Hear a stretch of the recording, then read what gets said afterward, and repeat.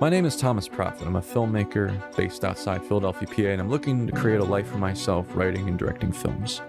On this podcast, I give my take on things as well as interview friends, filmmakers, and interesting folks about just about anything.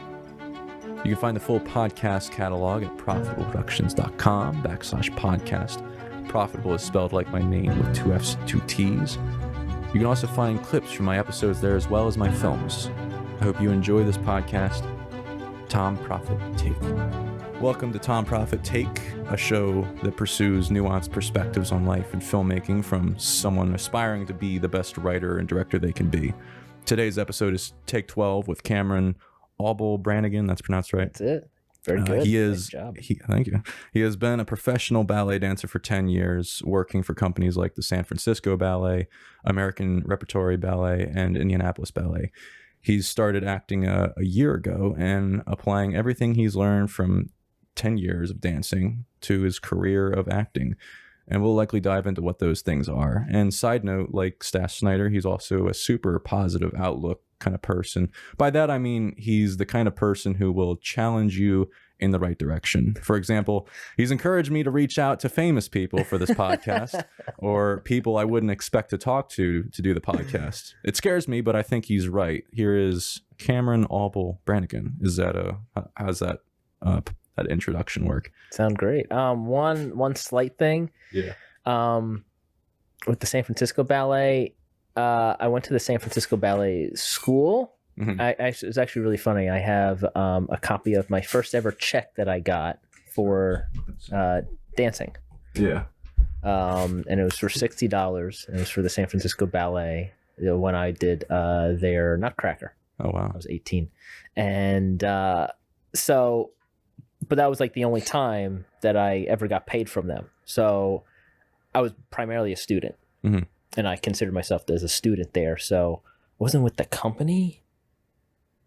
But I was like, there, Mm-hmm. So, I guess that would be the only thing. Yeah. I just don't want people to look and be like, wait a minute. I think I looked on your website and you were, you're in Indianapolis. You were in Indianapolis Ballet, or is that like a freelance gig or something? I was a part of their inaugural season. Yeah. Yeah. So, I mean, what's that? I usually start with an easy question. I don't know if this. I don't think this is really an easy question, or it is. Like, what's it? I mean, what's that like being? That's a broad question, and if I can be more specific, if you need me to.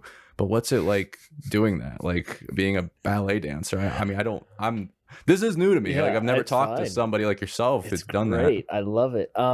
Being a ballet dancer, yeah. What is it? So everyone knows, professional athletes. Mm-hmm. We have, basketball, football, whatnot. And, the amount of hours that goes into training, mm-hmm. cross-training, nutrition, rest, recovery, all that kind of stuff. A lot of ballet dancers do that same thing, only we just don't get paid millions of dollars. So, I mean, it's the same level of difficulty. You have to be operating at your best at like such a high fucking level. Yeah. And push yourself. Yeah. And still, I mean, you're not being treated like a celebrity. Right. And there's everything that comes with that. There's all the stuff that is, to keep using sports references, on the court and off the court mm-hmm. stuff. So, I think we talked about this, the other day. There was a long time in which, I had to, learn the ins and outs of an industry in the arts. Mm-hmm. like the entertainment industry, and I'm very grateful for that because I got to learn how to present myself, when to speak up about something, when to keep my mouth shut about something, how to stand up for myself in certain situations. But I did it for about 10 years. I still dance, but I do it more for myself. And, if there's projects that come along that need someone who dances ballet, I have all the tools accessible to me. Yeah. And, I don't know if I even answered the question because it's such a broad question. No. I mean, what's it? Oh, real quick. Shake. Is that microphone level? There we go. You good? Yeah. I'll be occasionally fixing things as we go. Gotcha. But yeah, like what's it like being, you know, like doing a performance, like being in like a performance for like the ballet? What's that like in the moment? In the moment? Yeah. Oh, I mean, it all depends. It all depends on so many things. It's just like in film. How much preparation have you had? Yeah. You Does know, it feel like you're focused on the things you know you need to focus on because you did the prep work? Of course. Yeah. But you're getting lost in it. Yeah, you get lost in it, but it's an art. You know, but also at the same time, sometimes you're thrown into things. I remember I had to learn a ballet in less than a day. And Damn. I had to perform it the next day. And it wasn't like a small part. It was a full thing. But, you know, luckily, once you get to a certain point, you know, you understand what all the steps are, and you have to go, okay, I'm in this place now, and I go there later on, and I do this here and do that there. And it's not easy. But and then there's other times in which you're rehearsing for months and months and months and months. I think, you know, I think we've talked about this. The beauty about the theater is that, and the difference between theater acting and performing, as well as anything on film, a lot of times for theater, you have more time. You have time to evolve and develop, and you usually have months, if not weeks, to prepare before, you know, the curtain rises. And also for a long time, you usually perform for an audience for a much longer period of time than, let's say, if you were, you know, on set for a film. Albeit, you know, some shows go on for a decade, you know, but then,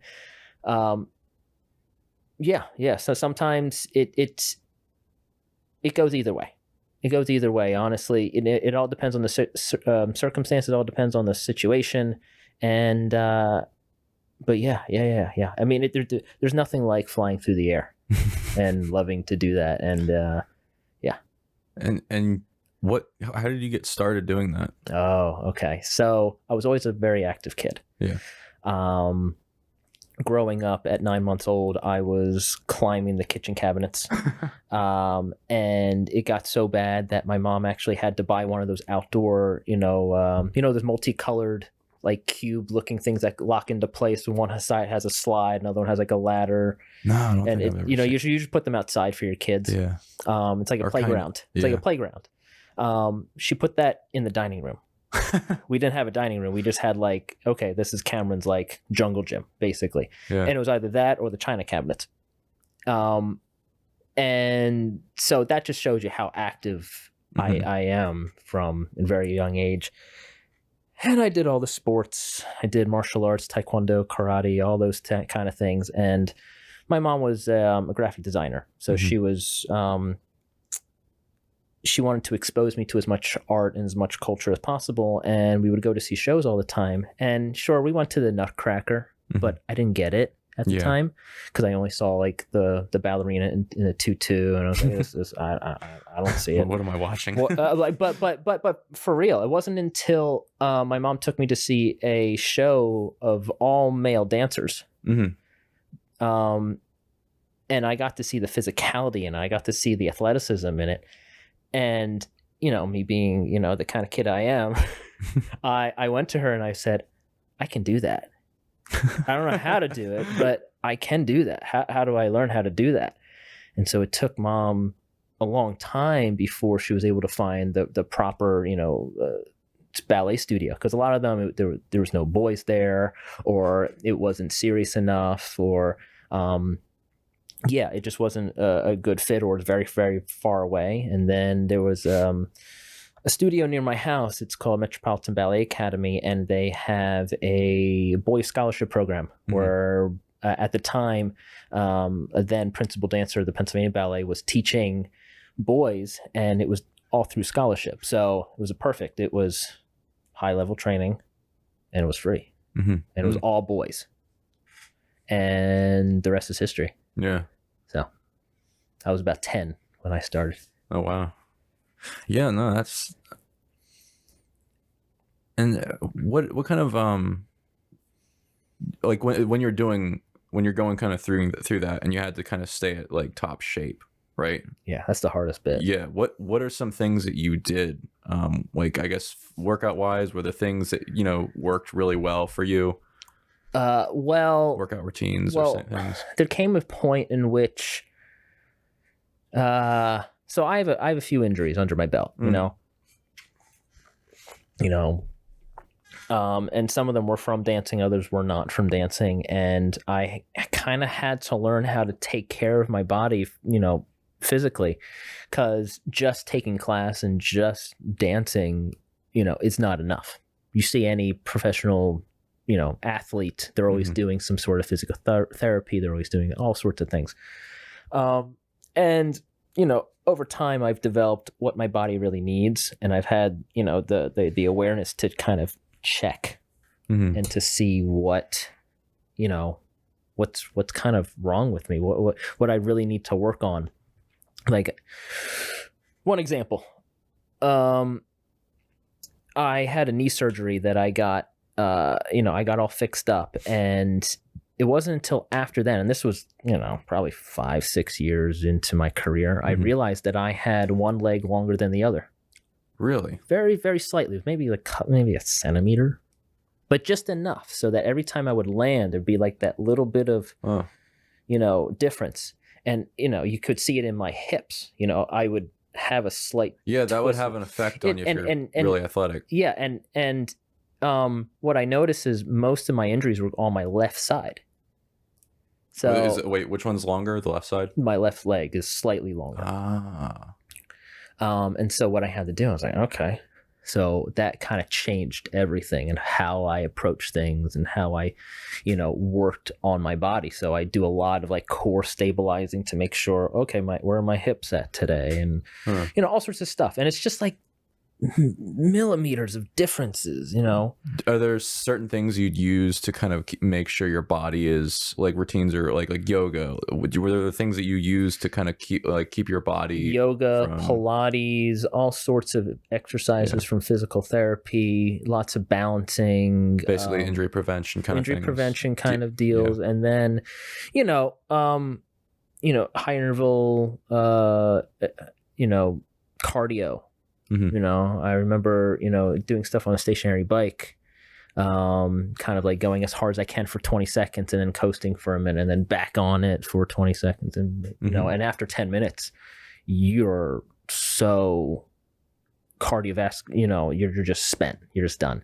So it's actually in that sense, very good.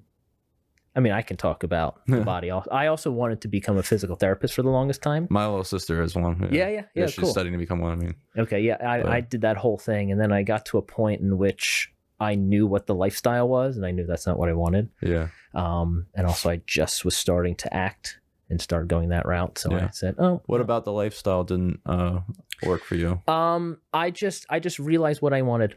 Yeah. I had going back to self-awareness. I just knew how I wanted to feel. Yeah. And I knew the kind of lifestyle that I wanted. Yeah. Like I wouldn't be able to do it. Like I need to make movies. Like I need to be creating something. Exactly. And so it's like a hard question for you. I just know. Yeah. I just know that wouldn't have worked. And I worked for many, many physical therapists and many, many doctors. And I just saw their lifestyle and I went, I wouldn't be that happy doing that. Yeah. Yeah. Yeah, you have to know yourself. And I'm trying to think. I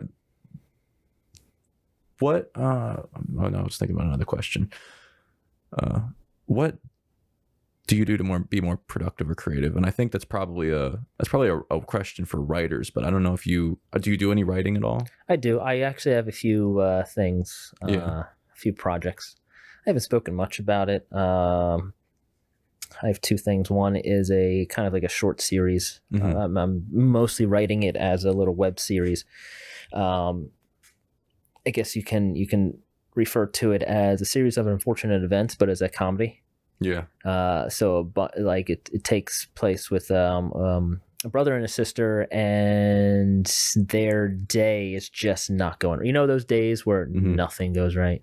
Yeah, it kind of goes through them, and I won't get into all the little details because we'll keep that a secret. Spoilers, spoilers. I'm not going to spoil it. And then another one I have, and it's slightly based on. I mean, there's interpretation and deviations from the truth, but it's loosely based on my experiences taking care of my mother for 2 years.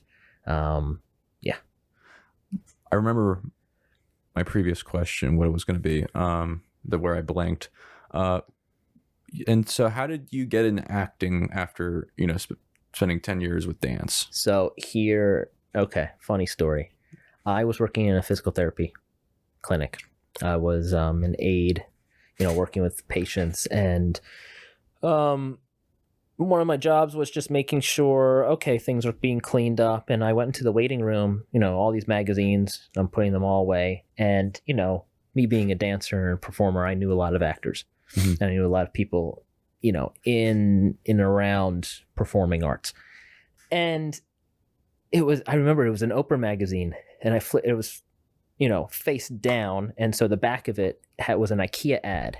And it was of two men on a couch. I don't know if you've ever seen it, but I knew one of the people on the couch, and I went, "Is that who I think it is?" So I take a picture of it and I send it to my friend. I was like, "Is this you?" Hey, John, I saw you on it. Yeah, right, exactly. And I was like, "Hey, I didn't know you did this. This was really cool." And he said, "Yeah. I have an agent. I can introduce you to her." And I went, "Well, why not?" And so I go downtown, I have this meeting, and they take one look at me and be like, "You're signed." And then he's like, he's fit. He also they knew like my background, and they gave me some copy to read. Yeah. So they saw what I could do, and also, I was also kind of telling myself like, okay, maybe I should like take some acting classes. Those were fun when I was younger, and I always enjoyed the acting side of it. From being a dancer, you had to do a lot of character roles. I was like, that might be fun to do more. But then all of a sudden I'm signed to an agency, and I'm like, all right, let's do it. And I went right back into full creative mode, and then I had to learn about how to audition and what kind of materials you need and what kind of headshot, the opportunity presented itself to me. And I said, yes, let's do this. And then as soon as I started, I went, oh, this is what I need to do. Yeah. It's kind of, yes, with acting, I never thought about getting into it. And then, for whatever reason, in college, I had one. I was like, oh, this looks like it'll be an easy class. And I was like, all right, yeah, that looks like it'll be fun. And I did it. And I actually did better in that class than I did in any other class, in my semester, because I was for that semester, because I was dog shit at everything you else. Probably I didn't care. You probably just really enjoyed it. That was the semester I dropped out of college. No, but I mean the acting. You probably were like, I was interested in it. Yeah. No, I literally failed some classes because I was like, I'm done with college. That was where I knew I was done. I was like, I'm not getting anywhere close to what I need to do. I BS'd my way through college too. Yeah. I had a psych degree, and I loved psych, but it was just all the kind of bureaucracy of it that I just had to finish. Do you feel like you've applied any, do you feel like you've applied any or a lot of it to life or what you do now or anything? My college degree? The things you learned from it. I mean, I learned some cool things about how the mind works. Other than that, no. I mean, honestly, I took me 6 years to get my undergraduate, and I was performing that whole time. I was traveling, I was performing, so I was kind of like, okay, I'll just finish this. I just laugh because I'm like, everybody says no. I don't want me to be offensive in any way by that, but I just laugh because I'm like, I mean, I don't know, I just. You can laugh at it. I'm just I kind of knew years ago when everybody was going to college. It was a big deal. Like when I got out of high school, I graduated high school in 2014. And everybody was telling me like you have to go to college or you pick a college or whatever. Because I mean, I think it comes from they're yeah, they're if you want like a normal everyday job, it seems like that is the obligation and you need to do that. Well, I don't want to do that, a normal everyday job. I don't want to be in an office. I want to be making films. And I'm gonna because I know from high school and from elementary school when I started doing animations that I was willing to work like to the death on it. Like I was willing to work hard at it, and I was willing to work harder than anybody else around me. Yeah, and at least in my small pond at the time. You followed your bliss. Yeah, and it's like you have to find what that is, because especially because I had a learning disability. I grew up with, what did you have? I don't even know. Because I had one too. Oh cool. Yeah. Well, so I have ADHD out the wazoo. I think mine was just misdiagnosed ADHD, but I also had like, a reading, writing comprehension issue, translating it. But I don't know what it is. I think it was ADHD. I think I might have had something similar to that. All I know is I was, and I'm gonna go for what I was about to say. Do you think that having like a learning disability or something might just be that you learn in a different way, or your brain is a type that is better at getting good at something else, and that is that's what led you to ballet dancing or just dancing in general? I don't think that led me to ballet, but it definitely has something to do with you being good at it. I think I think I think it's a superpower. Mm-hmm. Being able to have a different viewpoint of the world, but also you can work towards it, and you can build that up yourself no matter where you come from. But also for me, I was always active, and that hyperactivity kind of led itself to the physical aspect of it. But also, I also grew up in an artistic household. I was constantly surrounded by art and constantly able to express myself in different ways, and most kids are not asked to do that. And I think that also led me to the arts. Today, I'd much, I feel at home in a museum. I feel at home in a theater on set. A lot of people may go, what do I do? How do I present? Like, just chill. But that's my experiences. I know a lot of people, have been kind of pounded into them. Like, here's a script. You gotta go to school, get good grades, go to college, get this. That's kind of the script, and it's like, all right, you perpetuate that, and it kind of squashes any kind of creativity. People are like water, and when you have a stream, everybody's. I thought you were going to do a Bruce Lee quote. No, that's true too. But water, it's like everybody, all these people coming through the system, through college, all that, they're like water, and they're going to go the way that most of the water's going. They're going to because it's carved a path, and sometimes there's water particles that go other directions. That's and how a lot of create new paths. Yeah, that's how a lot of neurological pathways are built too. It's just kind of like a groove getting deeper and deeper and deeper. And so it's really, I forget who said this quote, but like, give me a person's first 7 years of life and I'll tell you who the person is. And that is to say, what we're kind of encouraged and what our environment allows us to do, we perpetuate that throughout our lives. And it's, the deeper the groove is, it's hard to change it. That's probably why, I got into filmmaking. It started with like building a lot when I was a kid. I would always love building stuff. Legos was huge for me. Like, huge. I still have creations that I built in elementary school over there, like on display, just as a reminder of what I could do back then. And you can still do it. Like what I could do then, and just kind of to inspire me, Like, no, I've gone downhill since, but no. Yeah. Right. But I basically, I think because I was so involved in that and I enjoyed it so much, and I think it's partly why I have found myself more effective if I use analogies to my childhood and what I enjoyed doing then. If I look at what I'm doing now as if I'm building with Legos, you know, if I look at a film or script, you know, I'm building something. If I look, even though it's more like other people might not use that reference, but if I kind of approach it from that, I can do it really effectively. Right. If I look at anything, if I look at my podcast, the way I'm building it, I can look at building as the sequential events that improved upon it. It's, you know, I visualize it as little, you know, like boxes of like, I did this at this point, so it led me to this, and so I was kind of building blocks or whatever, you know. Like I if I look at it that way, you know, it helps.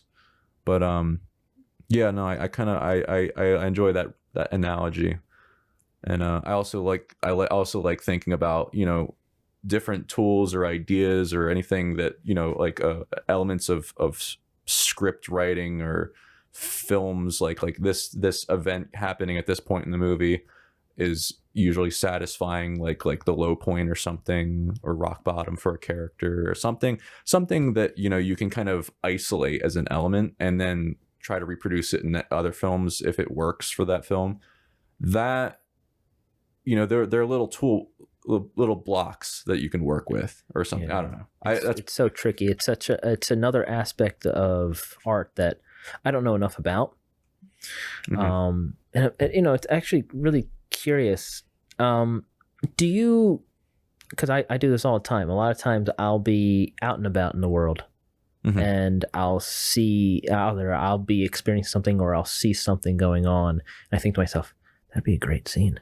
That'd be a great sketch. Oh my God, that was so funny. Wow, that was really powerful. Like, do you ever think that way? Yeah, you know, I mean, I look for like this thing happened to me recently. Actually, it was through online dating. There was this woman. Yes. I was talking to this woman, and it was going super well.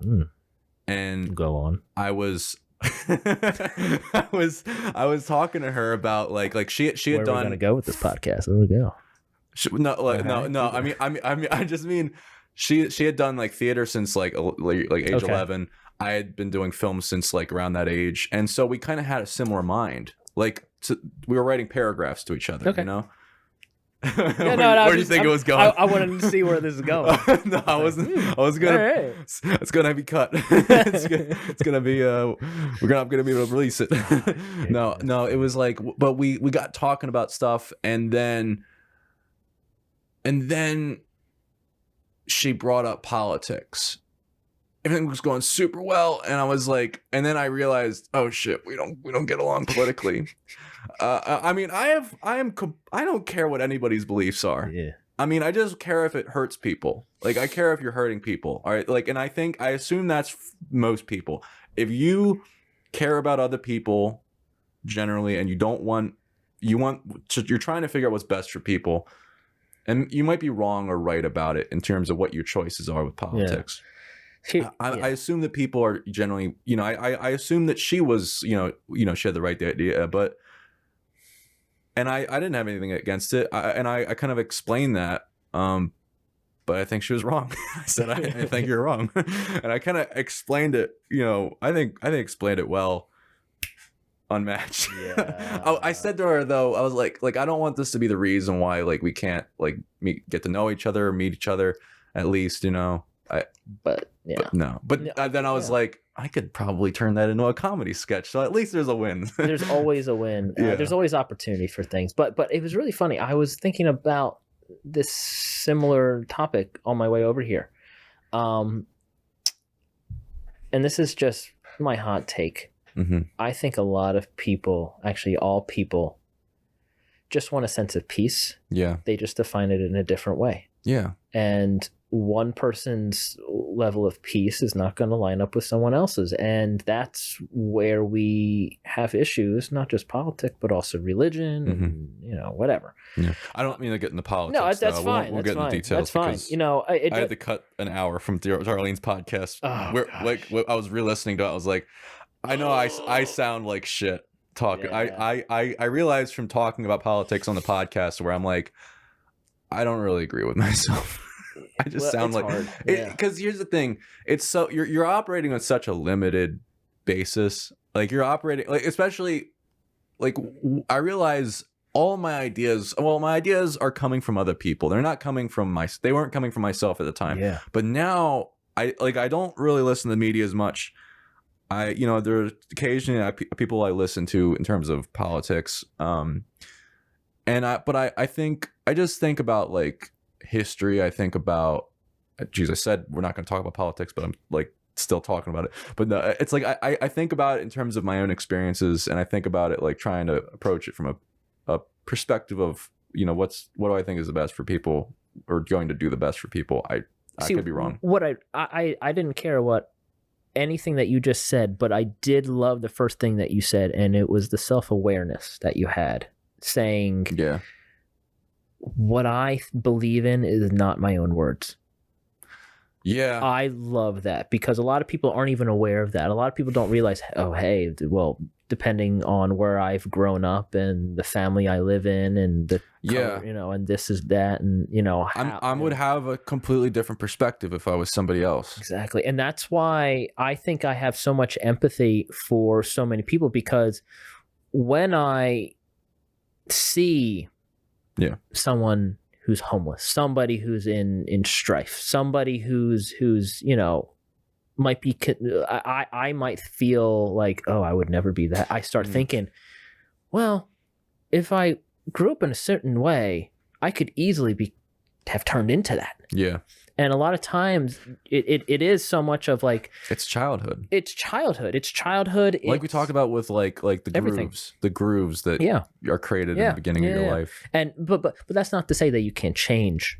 You know, there's a lot of you know, trauma that, you know, my parents and my parents' parents experienced that I've been able to get away from. There's been many people in my life that I've been able to get away from. Yeah.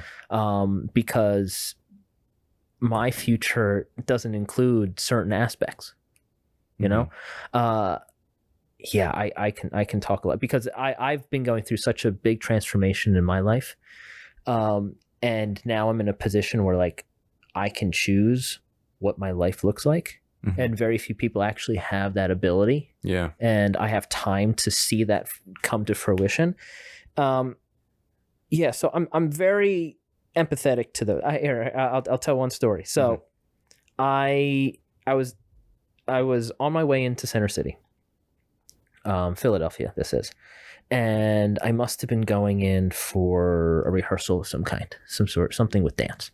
And I had my bag, and I was running late, and it was early morning, and you know, one of those days where you're just not having it. And I was just kind of beating myself. Fuck this.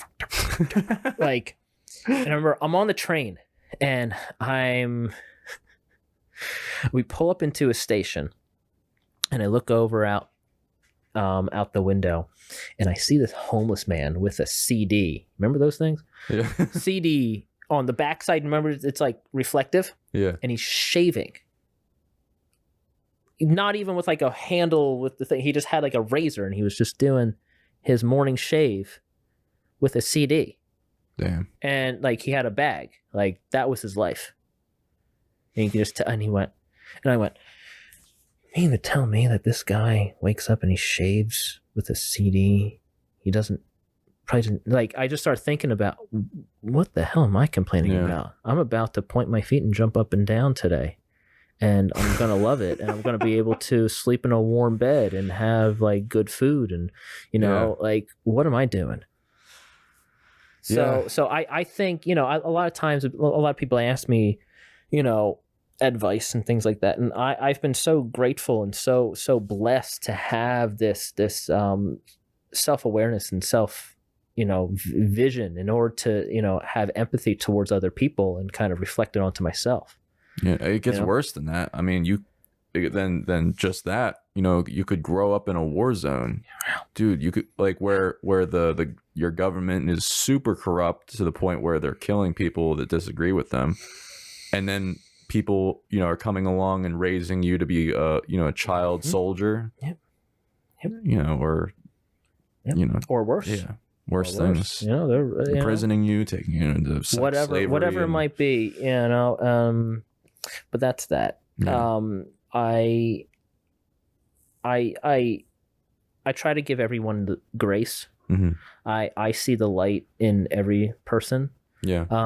And I treat them all with respect. And regardless of what they do to me, I always show this love and Mm-hmm. this quality to them.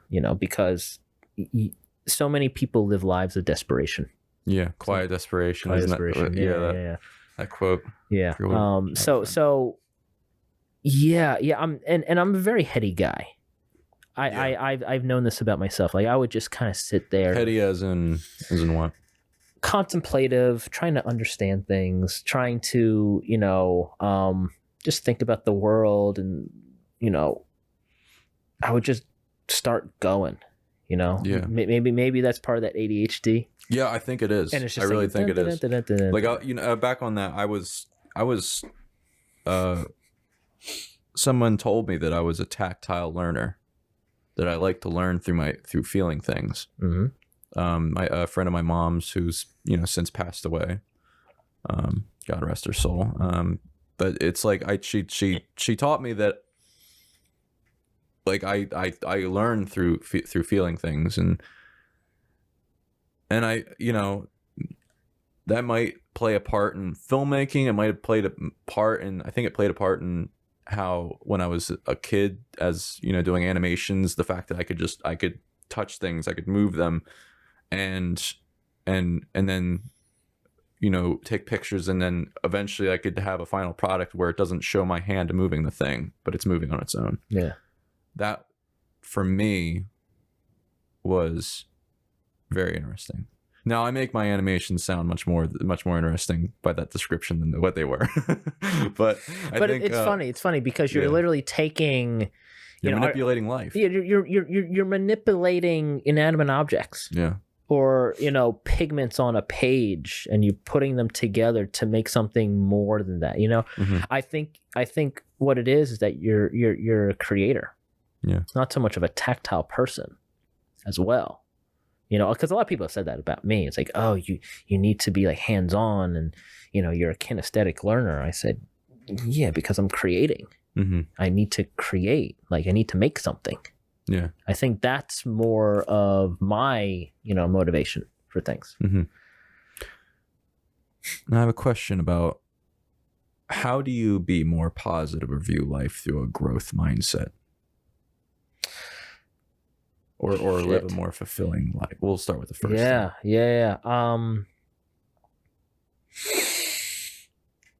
Self-awareness, perspective, and patience with yourself. Mm-hmm. I think those three things. So there's we've talked about self-awareness a lot already, but you really need to know how you tick as a person.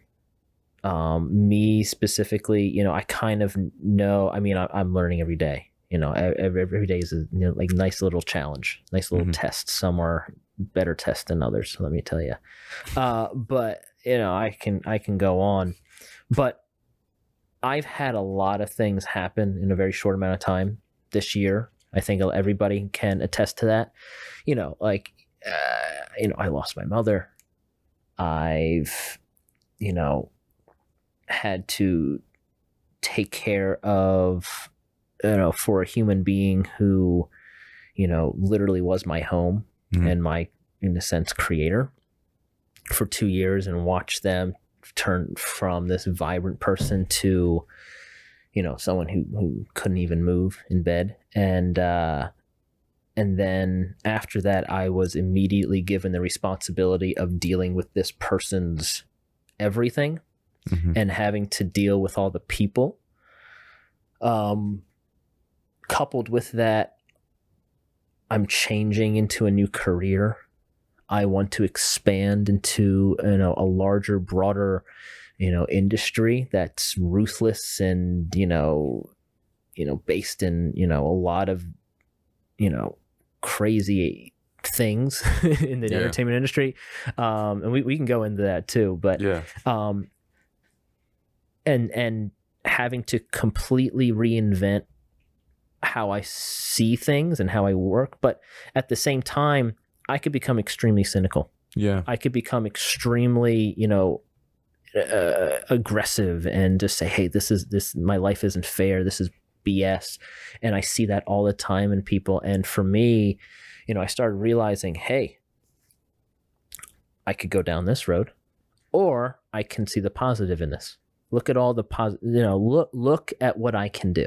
Yeah. I can literally change and shape what I want my life to live like. So having the self-awareness and learning from yourself every day, that's big for me. Another one I talked about was patience. I know that I'm young in many sense of the word. I might not be 10 years old anymore, but I'm still, especially now, people are going to live much longer. I have a lot of time. And with that, I can't, in this world, we want instant gratification with everything. Yeah. For me, I know that something might take 5 years to get going. And a business, like I started my own online ballet studio during the pandemic, and it's slow. You have to work at it, and you have to get the people and get excitement, and it will come. But I have to keep going with it. A lot of people like do it for 2 months and be like, oh my God, I'm not doing it. Yeah. So you need to have patience, but also patience with your own, discovery of who you are. Like how I am as an actor, I understand, I need to work very hard, and in a few years, I'm going to have way more than I do now. And even a couple of years after that, I'm going to have more and more and more and more and more. And so a lot of times I think about how many lifetimes I have. So, and I also got this from Gary Vaynerchuk. Yeah, listen to him. Yeah. And so exactly what I'm about to say. Yeah. I have 2, 3, 4 lifetimes ahead of me. Yeah. And so if I think about how much I've done already in my lifetime, I go, oh shit, yeah, I can do serious damage when I'm 70. I just saw my my aunt and uncle. I love that. I could do damage at 70. But like I just saw some family members, and one of them just turned 70. Yeah. And he's still kicking it. He's still doing it. He can still work. He can still, and I'm like, oh, well, shit. All right. Yeah. What am I complaining about? Yeah. I've also, seen actors get into the business, or writers get into the business at an older age. And a lot of people are kind of turned off because, I'm not young anymore. I can't do it. So I have a few thoughts on that. Now, I about Gary V. Yeah. I love his philosophy on, like we just talked about, that you can, like, there's so many things you can accomplish in 5 to 10 years, and you got so many of those 5 to 10 years ahead of you. Yeah. And you can start when you're 50 or 70. Yeah. It doesn't matter how old you are. You can start whenever. Yeah. Look at Colonel Sanders. What was his story? His story, he made you can like look him up, but he did so much. Are you able to look him up? Because I don't know all the stuff that he's done, but he started KFC. I don't know when he was in 60s or something like that. He was older, and before then he had like all sorts of issues. I mean, I'm not gonna start saying facts I really don't know much about, but I know also the guy who made Grey Goose vodka. He was I think he was in his 70s when he started that. And look at it now. I mean, he may not. I mean, if you start that late, you may not see the full fruits of your labor. Yeah. But you can start something. You can make something, or you can sell your business, or you can do what you want. There's also, I saw the thing. One of it was like one of the council people in the Black Panther. This lady started her career, I think in her 50s. Or 60s or something like that, and had never acted before, and then completely went into the acting and the entertainment industry, and then she was on Black Panther, but she didn't start. I heard about that. Yeah, but she didn't start until much later in life. Yeah. So So Gary Vee, I love. I Gary just totally BS'd all those facts. You're good, because like you're right though about. You can start later in life. Now, there's a counter to that I also have heard, and I believe is probably true. But one before that, one example is one thing to talk about why it's good to start later in life and become successful later in life. All the greatest stars. In terms, and this comes from, I think William Goldman or something. I forget what it was. I think it was. He was the writer of Princess Bride. Okay. And the writer of a lot of films. He wrote Butch Cassidy and the Sundance Kid. All right.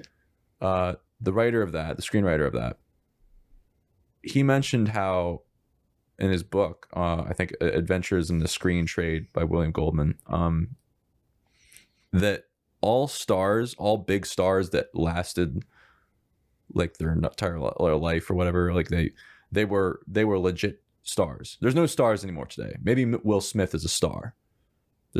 Tom Cruise is a star. They put people in seats. Not much anymore. Like a lot of the famous people you think of today, when I mention, they're not stars like they were before. Well, because I think because of the technology and all these new things. Yeah.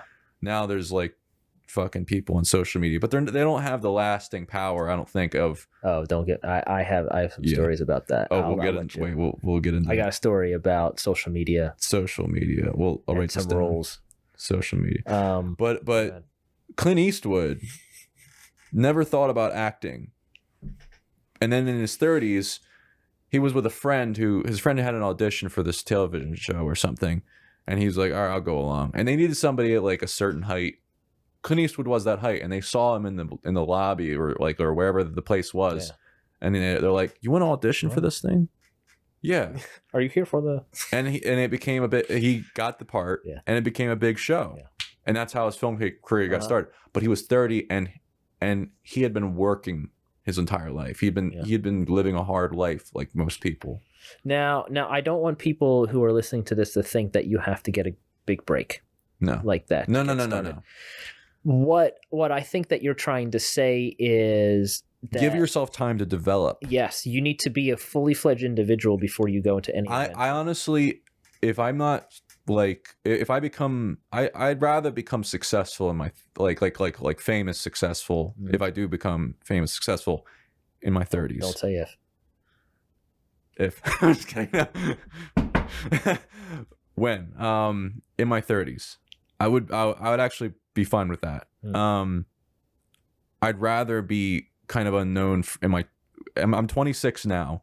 I'd rather go through my 20s. Not being ultra, I'd rather not become successful now.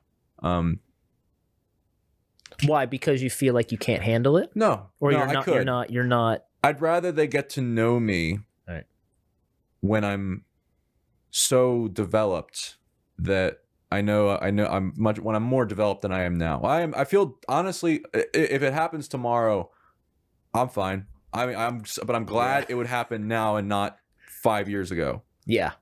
I'm so glad. I understand that. I think if you especially, or if you're like a child actor, that fucking sucks. Oh. Because here's the thing. Oof. Did anybody know who they were when they were in high school? I don't even know who I am now. Yeah. Some days. Yeah. I'm still figuring. Can I ask how old are you right now? Yes. 25. Sure. Really? No. Younger or older? Older. Oh yeah, that's right. 26, 27, 28. 32. 32. No, I'm sorry, 31. 31. I'll be 32 in a couple Oh, okay. Wow. Okay. But yeah,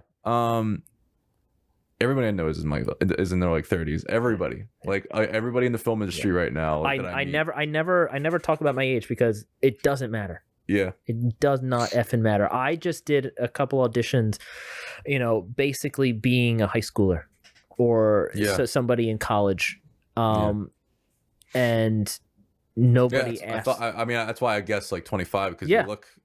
I can't tell. Like I thought Darlene was younger than me when I met her. Oh yeah. Yeah, and I was like, I told her that, and she's like, "Oh, thank you. I'm way older than you." No, she's like not way older than me, but she's like older than me. But I was like, but Clint Eastwood got successful. He didn't get it so. And I mean, I guess it's not about the big break, but it's more about a fact of the reason why he's still around and why he's so revered, where he was so revered. William Goldman's point was it was because he had defined himself. Yeah. Before he had already defined himself before people learned about him. And you hear this a lot. I think I listened to more interviews than actual seeing movies of people in the entertainment industry. And they all say a lot of the same thing, like they once they figure out who they are, like how can you expect to convey an emotion? Yeah. If you don't even know, if you're not even capable of expressing it for yourself, for me, I see people being the most successful in any realm if they're the most lit up in the room, if they're their most themselves and not thinking so much about the judgment of other people, what other people want, or not doing it externally, but always being, this is who I am, this is what I bring to the table, take it or leave it. And for me, I have to live by that. You know, I had something in my head, but it happens to me all the time. Ideas just fall out of your head. I know. If you think of it, let me know. Yeah. So, but like people who are child actors or something, like I think have you ever seen like iCarly? Yeah. The actress who played Sam. Something. I probably McCurdy. know the face. She was blonde. She was her friend, like the friend of iCarly. Yes. And she played kind of this. I guess you would describe her as like this tough kind of friend, like tough love character or whatever. And she got in acting because her mom was very controlling. Her mom was kind of living through her. Oh God! And her mom too much. Yeah, her mom basically, like she does like a podcast now. She's like she was on the Michaela Peterson, Jordan Peterson's daughter's podcast. Yeah. It was a really interesting podcast. I listened to the whole thing. I was like, whoa, like this person, like her perspective on things was really interesting. And like she thought the show was garbage. Like she's like, what am I doing this garbage for? But she had to. And it's like her mom. Yeah. And that sucks. Sucks. But like becoming famous, here's an example of it's so overrated being famous. She was known not for herself, but for her character on the show. And so she was known for this garbage that things she thought was garbage. Didn't even want. She didn't like it. She hated it. Yeah. But and so people get to know you for what you are part of, and she got to be known. She had to play the character that she hated playing in real life to people. But the thing is, like, one of the reasons why, like, well, she was also she also was told that you had to be a character. Yeah. A lot of times, most people, and I see this even adults who are acting, they try to become a character. Yeah. I need to change who I am for this thing, instead of it taking from who you are and your own experiences and being able to use your, starting from within, work your way out. Exactly. It's kind of find out what works for you, what you love. It's like filling the bathtub. Yeah. Just watching it fill up, and then when it overflows, think of it like that. You're filling. Okay. Yeah. Figure out what you love and then tweak it so that other people can like it, but you have to love it first. Well, I'm not even concerned with what people like. Yeah. I'm not even concerned with people like, if I was concerned about what people like, I would, I mean, tweak it in terms of like, I'm coming from filmmaking, from getting feedback as a writer, getting feedback on a script. Like I found that it wasn't until I got feedback from people and I was like, I agree with this, what they're saying. Then I started improving as a writer and actually started writing stuff that was good, that people liked. If you just write in a vacuum, I found for years it doesn't lead anywhere. I'm not saying work in a vacuum. Yeah. You need to understand what the market is and isn't, and what it reacts to. So, if I come into an audition late, if I come into audition not knowing my lines, or if I make a self-tape and it's blurry, or the sound is off and you can't understand what I'm saying, or maybe I'm hungover, chances are I'm not going to get the job. But all those things are in my control. So I'm going to make sure I'm on time, make sure it's what they want, or what they ask for. Yeah. But when it comes to the actual art, the actual work, I'm not concerned about what somebody else's wants. I think William Dafoe said it perfectly: create, don't interpret. Yeah. Because when you're creating, it's being genuine. When you're interpreting, you're trying to mirror what you think somebody else's idea of what you're doing should be. And that's just too convoluted. So that's where I'm coming from. And that's, once I made that shift, things started happening. Things were, I started really enjoying it more. I know so many actors that don't have fun. Yeah. Don't have fun doing the thing that they say that they really want to do.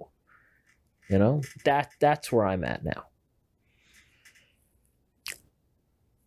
When it came to the child actors, one of the things that's terrible about it is like you don't know who you are, and then the world gets to know you as who you don't know yourself, and you don't even know who you are yet. Exactly.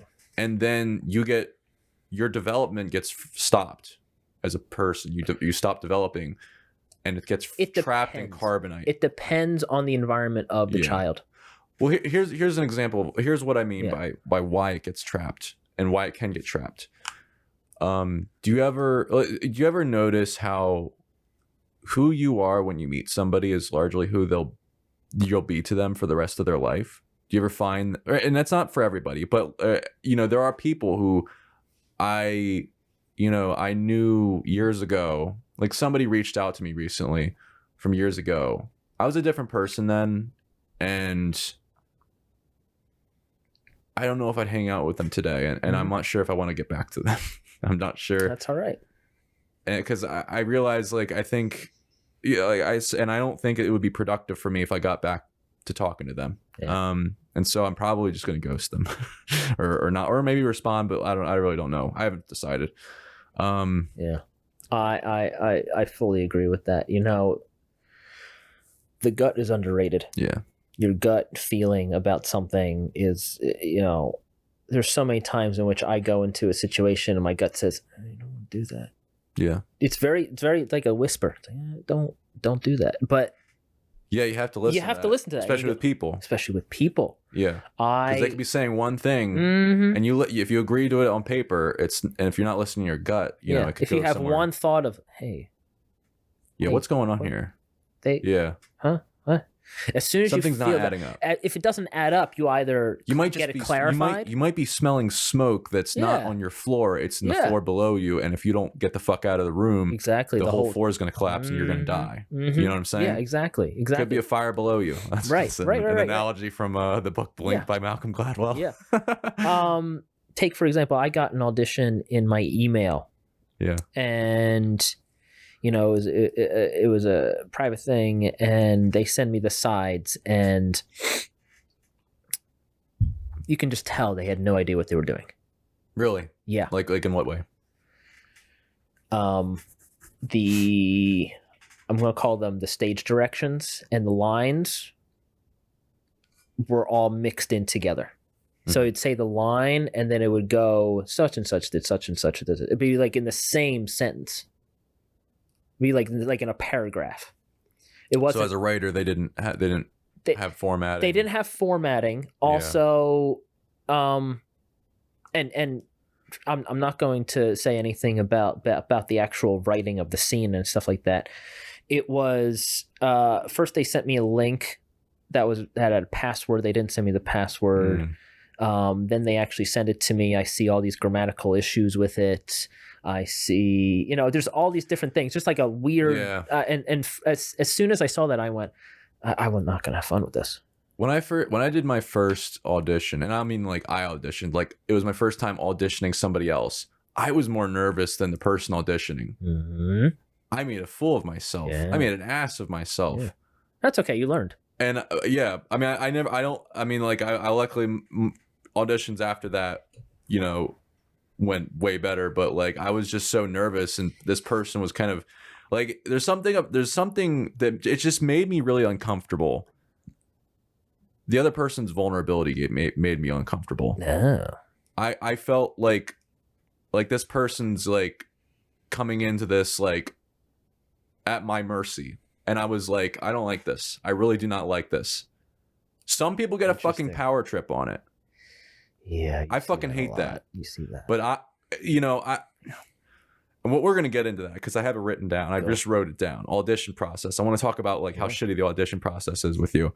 But and you have an alternative to it, to like in terms of finding roles, which is interesting. We'll talk about that. Yeah. But like it made me so uncomfortable the way she was just like at the mercy of like she like in the sense of she was kind of she kind of looked to me like what do you want me to do? Like I'll do anything. I'm like, whoa, like like that really it's something about somebody will like I'm like I'm not that kind of person who enjoys directing somebody like that, but I've learned to now keep a comfortable distance. There is a level of it where and go through it with respect. There's a certain respect, and if you're on the same page and you're able to, say, hey, I think it was just the type of person she was, right? Too, and she brought her kid to the audition. Okay. Which was interesting. Well, I mean, I guess you have to take care of it. You have to do what I got to do. I mentioned that to somebody else, and they're like, "Really?" But I realized, you have to do what you got to do. You gotta do what they do. But sometimes there's a lot of people pleasing. It goes back to what other people want. Made me. From that moment, I realized something about actors, and that the audition process is so fucked up and weird that the fact that you have to like please people in order to, or you feel like you have to please people to get a role. I don't know if that's entirely true that you have to. I don't, you have to be respectful and kind, but you have to, you have to be yourself. But there was something about just her vibe that kind of, my friend was like, you seemed like you had your foot in your mouth the entire time. I was like, I didn't really like, cause I was just all over the place. I didn't know what to do. I was just like, and she's like, do you want me to do this? Like, I'll do it this way. I was like, okay, all right. But I was like, You've never seen that before. I wouldn't want that version of me to be the version that got famous. And I'm sure in 5 years, I look back on who I am now and be like, I'm glad I wasn't famous then. Yeah. But it's like, what I don't know if I can work with that person ever again because of, I mean, I probably could, but like because of how vulnerable I was. Generally, who I am when I meet somebody, I feel like it's being reflected back at me. Yeah. I look at somebody now who I went to high school with, and the version of me feels somehow in some weird trippy way where it just feels like it's being reflected back at me like a black hole reflecting light from a different time or stars, light taking years away, to billions of years to get to us. I feel like that. I feel like it's the delayed transference of the light particles, and I'm just seeing myself, and I turn into myself. I somehow, it's like the groove thing we talked about. Yep. I go back into the old grooves a little bit. Yeah. If I was mean to somebody in the past, God forbid, if I meet them again, I'll try my best not to become mean or something, or I try not to be a dick, but I feel those tendencies come back, and I'm like, I don't like this. Like, don't do that. It could also. I don't. I usually don't. Yeah. I think I've become better, and I kind of imagine if I meet somebody who I really wasn't, nice to, but I feel guilt. I feel the guilt troubling me. I think you need to forgive yourself. Yeah. I think you need to give yourself more grace in terms of, that was old. I am new. Say goodbye. Yeah. To that. And just understand that, if you come across that person again, be, have that awareness of, hey, I'm kind of feeling a little not myself right now. Let me completely change this thing. And yeah, you can do that at times, and work with that. And but if you're famous and you're not interacting with the people one-on-one, the media, they're not only getting to know you at the time, they're getting the media's interpretation of you. And we're talking about people who don't give a fuck what people think of you. They want them. They actually will do better if they put out negative versions of you in some instances. And so you'll end up, or if you're a child actor, you'll end up in the fucking gossip column, and you'll have all these people talking about you based on that perspective. People are gonna do no matter what. Yeah. People are gonna think whatever they want to think about. But if you're not developed in a sense of knowing how to have a defense mechanism against bullshit perspectives, it's like it can fuck you up. Like it would have fucked me up years ago. I think in a lot of ways, this go back to Gary Vee, the best defense is offense. Yeah. I think a lot of it is, having conversations and just being, overly communicative with people. And sure, people are going to, want to rain on your parade, but then everybody who knows you is going to say, hey, that's not who Tom is. Yeah. Why are you saying this? And so that's why communal knowledge is so key, and that's why if you have a large reach and you are being genuine, if something comes out in some sort of other media outlet that is, some like tabloid or something, that people are going to be like, oh, that's BS. Oh, they don't have all the context. Oh, like they would find some things. And that's why you see, usually when some big news comes out, big news about something, there's always two camps. Yeah. One for the person, one against the person. But in that case, if I'm the individual, who cares?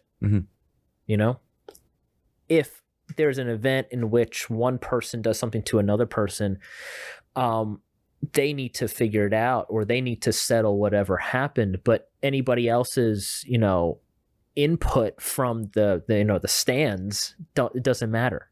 It doesn't matter if someone's booing or cheering from the stands. The game is still being played. Yeah, that's what really counts. That's why okay, going back to sports. That's why you see like press conferences of sports players, answering questions from the media, and a lot of times you kind of see them going like, but you weren't on the field. Like I had to make that decision. Yeah, at the end of the day, like. That this is just what it is. You have limited perspective if you're not there. Exactly. And so everybody just wants to kind of say what they want to say, and it could come from insecurity. It could come from, hey, if we make this story, we can get a lot of money. Hey, if we get these pictures and like post them everywhere and just put up a headline of something, that's literally how tabloids make money. Yeah, a lot of people don't know that publicists of celebrities sell the likeness of their clients for tabloids. And so a lot of times some tabloids actually, make money to put right back into the celebrity's pocket. Yeah. Yeah. Yeah, I heard about that. Like some people, when you hear about like a person's breakup, sometimes it's the publicist who actually gives them the lowdown on that. Like it's a publicist or they would sell a story. Or it would be like, I mean, once you get up to that level, everything is business. Yeah, and everything is business. Like all the stars you were talking about. The best way of dealing with that is not having a publicist selling that information, because then people aren't going to be as annoyed with you. Sometimes, I mean, it depends on the relationship with the publicist, and also, like, I really don't feel comfortable talking about that because I'm not in a position to. Yeah. I'm not in that position. I feel like at the end of the day, you have to create your own bliss, and people are going to say and do whatever they want to do. Yeah. That's what I always go back towards. Now, at the end of the day, maybe whatever time when I have a publicist, and I just say that because I remember hearing Joe Rogan talking about this very thing, where he was talking about, like famous people, their publicists will actually give information about their breakup to somebody. And that's why a lot of people are so you hear people to get like annoyed about hearing about these celebrities constantly. Yeah. You never hear about that about Joe Rogan because he doesn't do it. And one of the things about that I think is interesting is the only way people hear about him is through his podcast, through his channel. He doesn't engage in any news or media. He controls the narrative. Yeah. And that's one of the reasons why I've knew that before I started listening to Joe Rogan. It's like I want to be able to control my own narrative. With the podcast, I can literally put out anything I want, and if things can be taken out of context. Yeah, that's true. That's very true. People can take a snippet of this and say, hey, this person said this. That's why I usually cut certain things out. I'm like, oh, that's not gonna, I mean, I knew, like, if in context, but they can still like splice like sentences and say, what do you mean by that? That's why I always sit on this side, so that people can cut all my podcasts together and have me have a really ridiculous conversation with somebody. At the end of the day, it doesn't matter. Yeah. It doesn't matter. Anyway. Segueing from talking about media and all that stuff and having an audience, how do you build your brand or grow your audience? What have you found to be helpful? I don't grow my brand. I don't like this new wave of like, oh, what's my brand? What am I going to say and do? Like, doesn't Gary Vee talk about that though? I think he does, doesn't he? I could be wrong. You are your brand. Yeah, that's what I mean. Like you are your brand. Own brand of yourself. It's your, again, we're talking about inside to out. You don't like, what do you like? What's because a lot of people think that they have to, again, change themselves to fit a certain niche. Every single. Well, I think I wrote that question for somebody else who had a business, and I just kept it that way. Yeah, that's fine. I think I felt like I was listening. I was like, oh, I should have asked them how they built their brand, because they mentioned, like building my brand for years, and I never asked. I should have followed up that question. But you have to be very careful in terms of, quote, building your brand, because you don't want to get into a space where you're changing the DNA of who you are, because then you're living a character. Yeah, that's why I chose, at the end of the day, Proffitt Productions is my production company name, because it has my name in it. And it's funny. Profitable Productions, and it's, I mean, there's and it's a little bit clever, it's cleverer than something like Deep Work Films, which is something I thought about. Deep Work Films, the only reason I wanted it to be called that was because the process for writing for me had become deep work. Like basically I'm for this amount of time, I'm going to be going without distraction to go into a deep state of creativity to get this work done. And I was like, that's a cool name, but it doesn't have any meaning to most people. I have a hard time doing that. I'm like, all right, I'm deep. You have to. So I'm deep for 20 minutes, and I got to go something else. My advice, if you're, and then I circle back, like if you're writing or something, like you what I would say is, basically, like, try this, take a power nap, 20-minute power nap, okay, and have coffee ready, or or if you need to make coffee after the nap or whatever. But after that nap, have everything ready to go do the writing or whatever deep work task, so that it's all routine from that power nap. And once you wake up from that power nap, don't talk to anybody, don't interact. Notifications should be off on your phone. You shouldn't be able to see anything that will distract you. Yeah. The reason for the power nap is to kind of clean your brain and get you into a deep state of creativity. And you go from that deep state of creativity into your task, whether it's writing a script or something, or working on a project that requires deep focus. Then when you arrive and sit in your chair, maybe you do like a prayer before it, to kind of, engage like the higher domain or whatever you want to call it. There is something to that. When I started praying before my writing sessions, there's a clear difference in terms of the ideas I came up with. I actually started coming up with I felt like I for real started having inspiration when the more you think in terms of like a higher domain or something.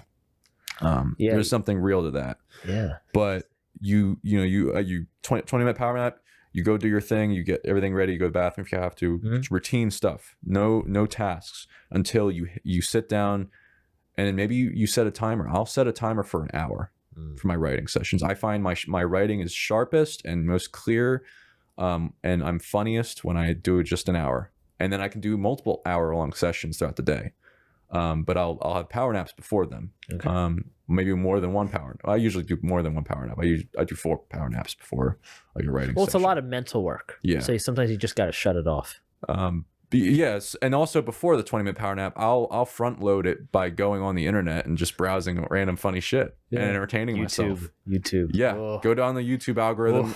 Ugh. Try not to get too deep, but it's hard. Go from that or go on Instagram, something to get you some entertainment right before the power nap, and then go from that power nap straight to writing and write. And you might want to start the writing session by not writing anything. First thing you write is a question. What now? I do that because then I answer, I'm trying to do this thing, and then I get rolling. Yeah. What I do is I always ask that open-ended question, because it might not be to go do the automatic thing. I might realize, and it's important to realize that at the start, because the start of the writing session, your brain is at its most clear. It is at the kind of the you're seeing the forest for the trees before you get into the forest. Well, that's why a lot of writers write as soon as they wake up. Yes. I keep hearing that. I mean, some people need to, especially if you have kids. Especially if you have kids. I mean, yeah. And I totally get that. But yeah, I mean, Brian Koppelman, writer for Billions, showrunner as well. He does that. He wakes up and it'll be like 4 or 5 in the morning, and he does his best work then. Yeah. Because one, nothing's happening. Yeah. Like, meh. And I think also if you have this hyperactivity in your brain, you're really vulnerable in a sense that, you're very sensitive to things when you first wake up, because your brain's just starting to get into it. And then, but like, if you're already focused on something, you go into it. Yeah. And I think that works a lot with writers. And, I woke up early to see the sun rise this morning. Yeah. And I was at the beach. I was at the shore, and I'm not usually at the shore a whole lot, ever. And I just wanted to see it, and I wish I could do that every day. Honestly, I was just like, wow, this is really nice. This really is special, because I think that everybody should watch the sunrise at least once a year. Yeah, that's a good. Just watch once. the sunrise once a year. Yeah, just check it out. I like it. I dig it. I dig that.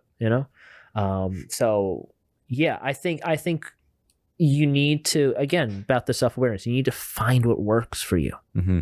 Some people need to write at 5 a.m. Some people need to do it at the end of the day. Mm-hmm. So you got to figure it out. I've managed to figure. I'm always attracted at the idea of writing in the morning, but I did write in the morning before. But I found that what works best for me is what I do now. If whatever I was doing now stopped working, I'd probably do that because like you said, it's like you're most clear headed. I like to meditate in the morning because of that. And right, we've talked about this. Yeah. Like for me, meditating is like that's where I really get into. I can really step up the gears for the rest of the day if I get a good meditation session in. And I've found that, you know, if I don't get a good meditation session in the morning, I might as well not even write, because it's not going to be you know, what's going to happen is if I do write, the writing is going to be crap. I will have created a bunch of crap writing. And then not only that, I'm going to have to take a day off anyway to reset my brain and kind of get me back to where I need to be. So I might as well just take a break day from that. And then I can recover the next day and start again. Yeah. I found that, and it's like you if you go and write on a shitty day where you're like, I know for a fact, like from experience, the writing's going to be crap. You're going to not only create crap on the page, you're going to create problems in the writing. You're going to create problem habits and ways of thinking about the story you're trying to tell that aren't correct, that aren't what you want them to be. That's been my experience, and it works. It works for you. But I also think that you know, and anybody listening, again, you have to find what works for you, but also be okay saying, you know, hey, I need to take a break day. You know, hey, I need to, you know, I got some shit going on right now. I'm not in the best headspace. I gotta, you know, go back in and think about it, and then I can get back out. You know, there's a lot of times with me in which I do a lot of, you know, pitch calling, and I do a lot of, you know, reaching out to people that I want to work with. And if I'm not in the right mindset, I don't do that day. Or if I get an audition and I just don't feel comfortable with it, I'm okay saying, I'm not going to do that. You know? Now, you brought this up before to me, and I thought it was really interesting. And you just mentioned it now. I forget if you said that was like a better, is that a better solution for finding roles? Is, you know, everybody goes to these auditions over and over and again. Yeah. But, you know, the best way to do it is reach out to the people you want to work with, and those and people who are actually casting roles on their film, who are looking for actors, directors, producers. I guess, I forget if you said casting agents or casting people. Well, everybody. You know. So for me, sure, I can see a project coming down the pipeline and say, oh my God, this role would be perfect, blah, blah, blah. And start. Sometimes you don't know. And sometimes you don't know. Most of the time. Or you just know that there's a creator that you really resonate with their work, and I would love to work with them. That's where I usually like to come from. Because if there's a producer on a film, and there's usually like dozens of producers, depending on the project, or several producers, chances are they're going to be doing other projects similar to that, or at least with the other producers on that project. So, because a lot of them work with each other, like, okay, and that's like a little team that they got, and they sometimes they have like I'm kind of doing the same thing. Like I think it's smart that, I mean, you reached out to me, and I'm not used to people doing that at the level I'm at right now, but you know, I was like, oh, he seems interested, and doing the podcast, and I was like, yeah, that's a very effective way of going about it, because it's like, I'm, you know, you're coming on the podcast, I'm immediately like, I might cast this guy. Like I'm doing a comedy sketch. Well, I appreciate it. Yeah, I don't know if you're going to be still here. I don't know when we're going to be doing it. We might be doing it. Did you leave? Are you saying you're leaving in September? I'm not sure exactly the date that I'm leaving, but also, I mean, there's these things that people use actually a lot right now. They're called planes. They all get together in this tube and they fly long distances. Oh, that's true. Yeah. So, and you know, I can be, you know, from here to LA in 5 hours. Well, I wouldn't have somebody fly in to do a comedy sketch. But I'm just saying, if I was in a situation where I was already LA or New York? LA. LA, okay. If I was already on my way coming here for something. Sass there. Yeah. We've actually talked a bit about that. Cool. Yeah. He wanted to be roommates, and I'm like, I need my own space. Sorry, this is me personally, but no, I'm going out west. Gonna rent for a year, see what it's like, and kind of going from there. I'm just really excited, honestly. Yeah, it's a brave new world. I have so much that's like, oh my god, watch out for the fires. That's why I said renting, so I can. It's not my house. Damn, but yeah.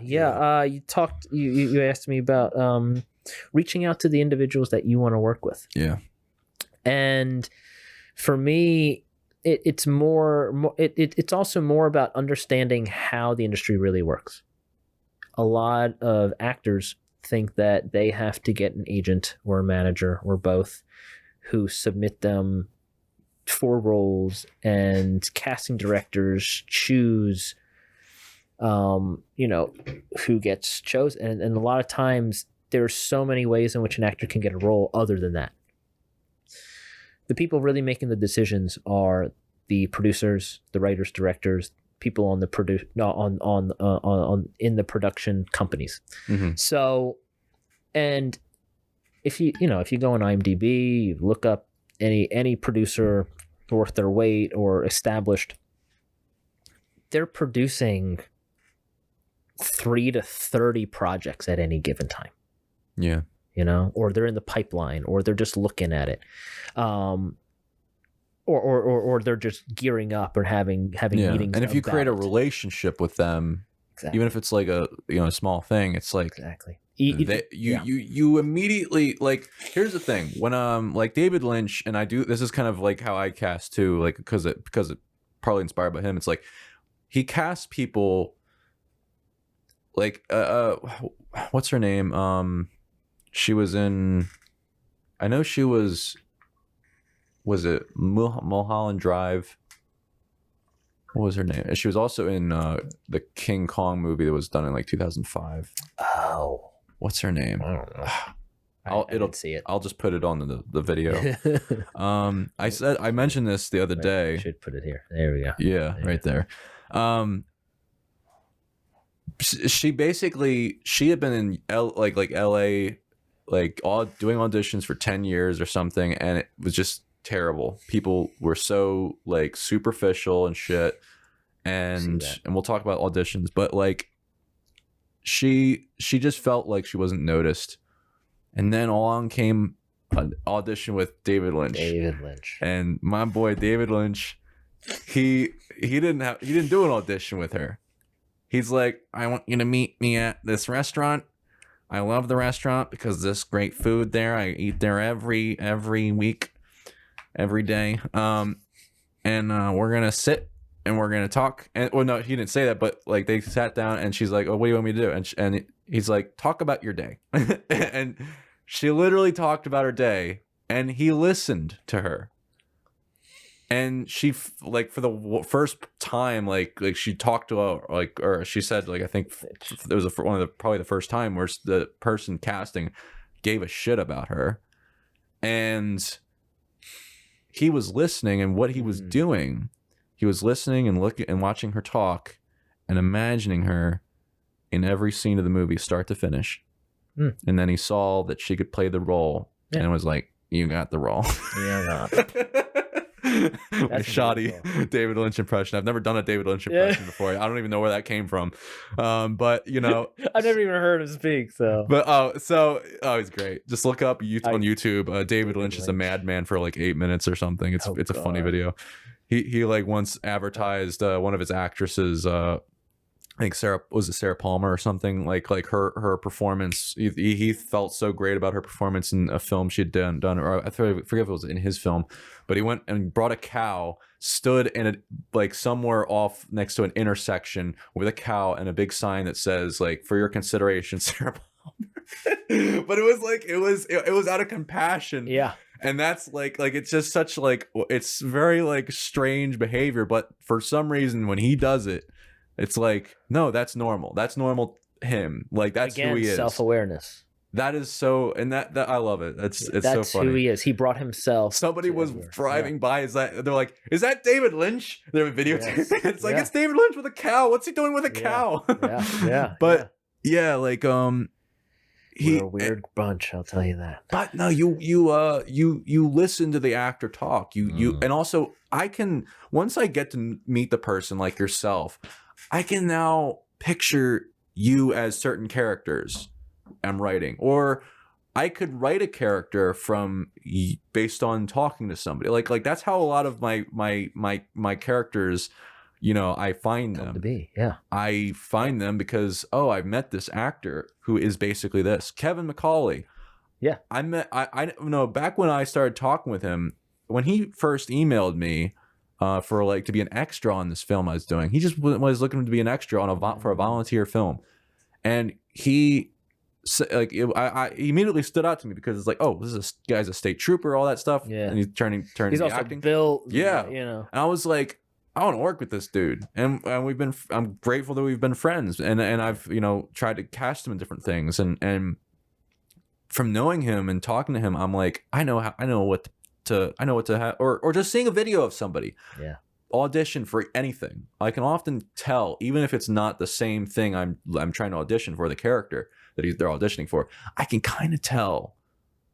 And it's safer to, you know, kind of meet them and know, but you can kind of just tell from listening to somebody. It's like grooves we were talking about earlier with the brain. Okay. There's something about a voice.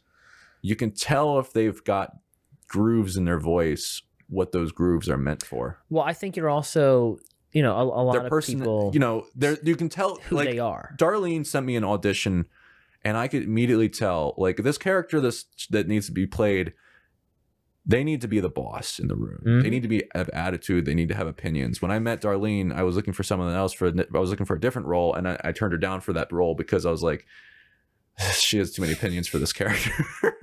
Or she just doesn't, or not. But she just didn't match the original character I was trying to cast for. And then I met her, and then I was like, I guess this is going against doing a video audition. I'm arguing against that now. But, you know, when I met her, I was like, yeah, this is actually like, I can see her as this character. But when I talked to her, I was like, yeah, I could see her doing this. But when I watched her audition again, I was like, oh, she's perfect what I'm doing now. Yeah. I rewatched her audition from the other thing because I was like, wasn't this other actress who was doing this thing? Oh, perfect. You know, she's good for this character because like she and she has this she has a personality to her where I'm like, yeah, she's perfect for this. She plays this character really well. And like I find that with actors, like I can kind of tell what my interpretation of like what, you know, or I could tell what lines I would believe them saying. Yeah. And if I've written a character, I'm like, I could kind of believe them saying these things and being this. You see the person, and you can infer a situation or a film or a project that you're making for them, or that they would work well in. Yeah. So what are your thoughts on the audition process in general? I have a lot of gripes with it. What are your gripes? Or what are your thoughts? If you change the way you look at something, what you look at changes.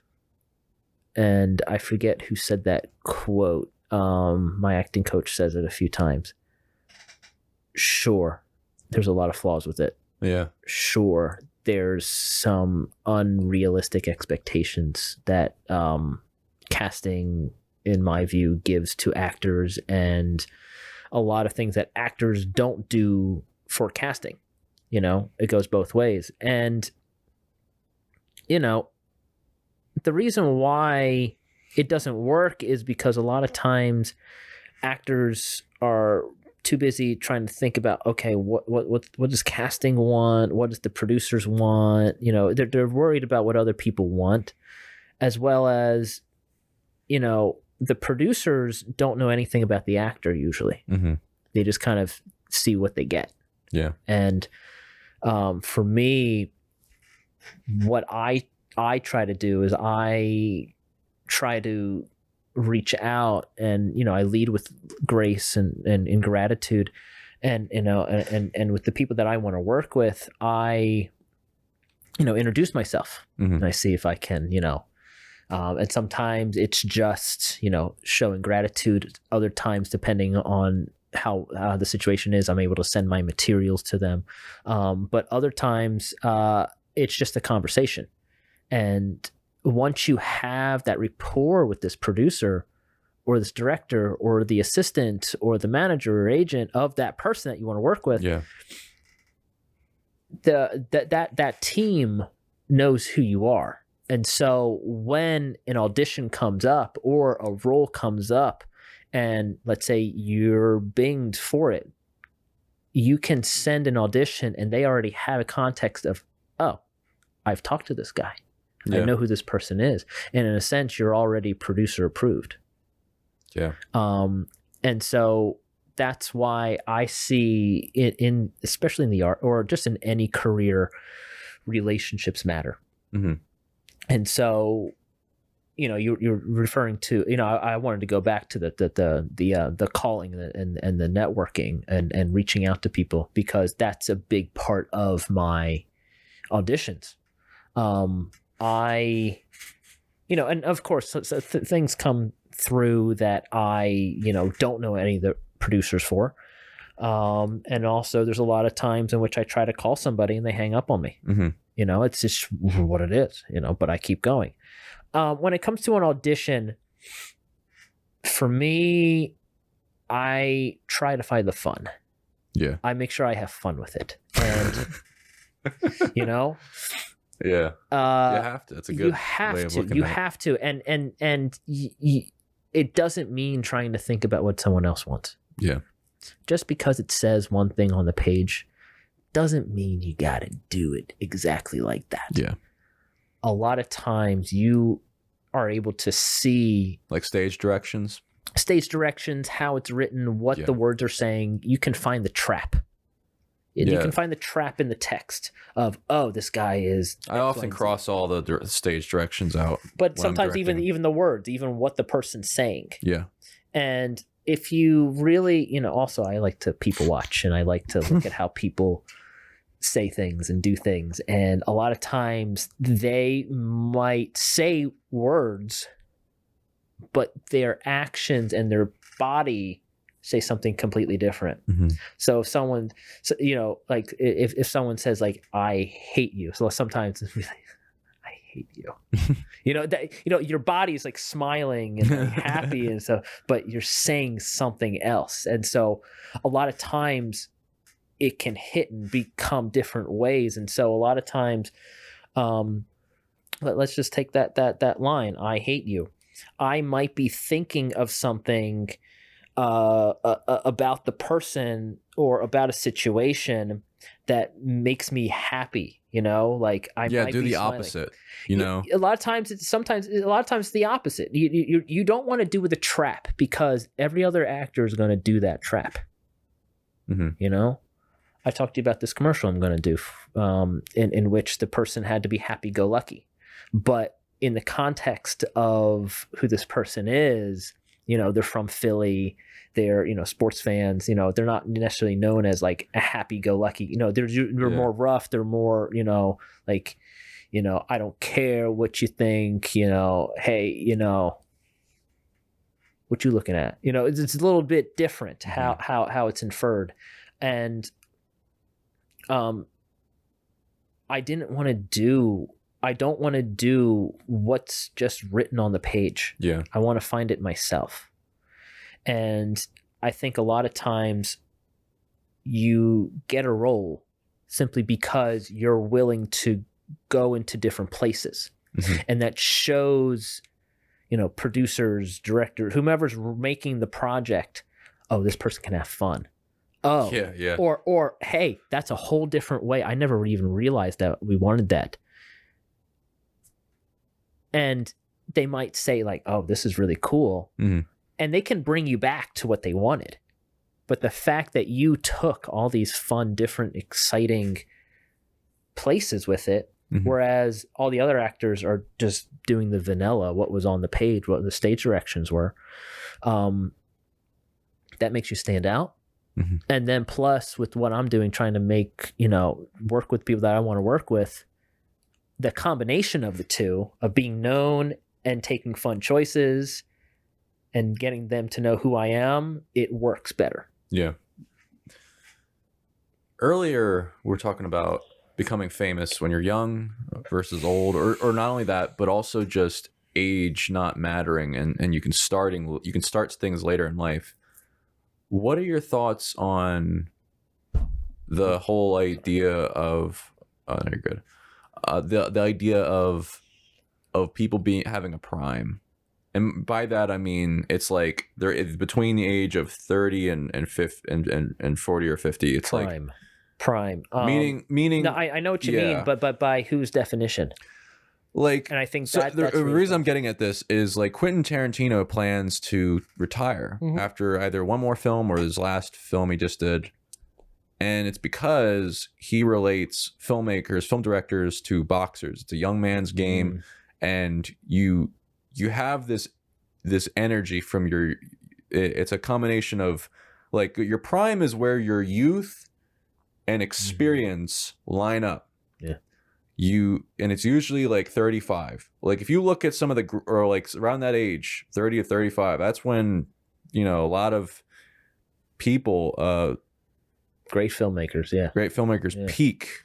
They peak at that point.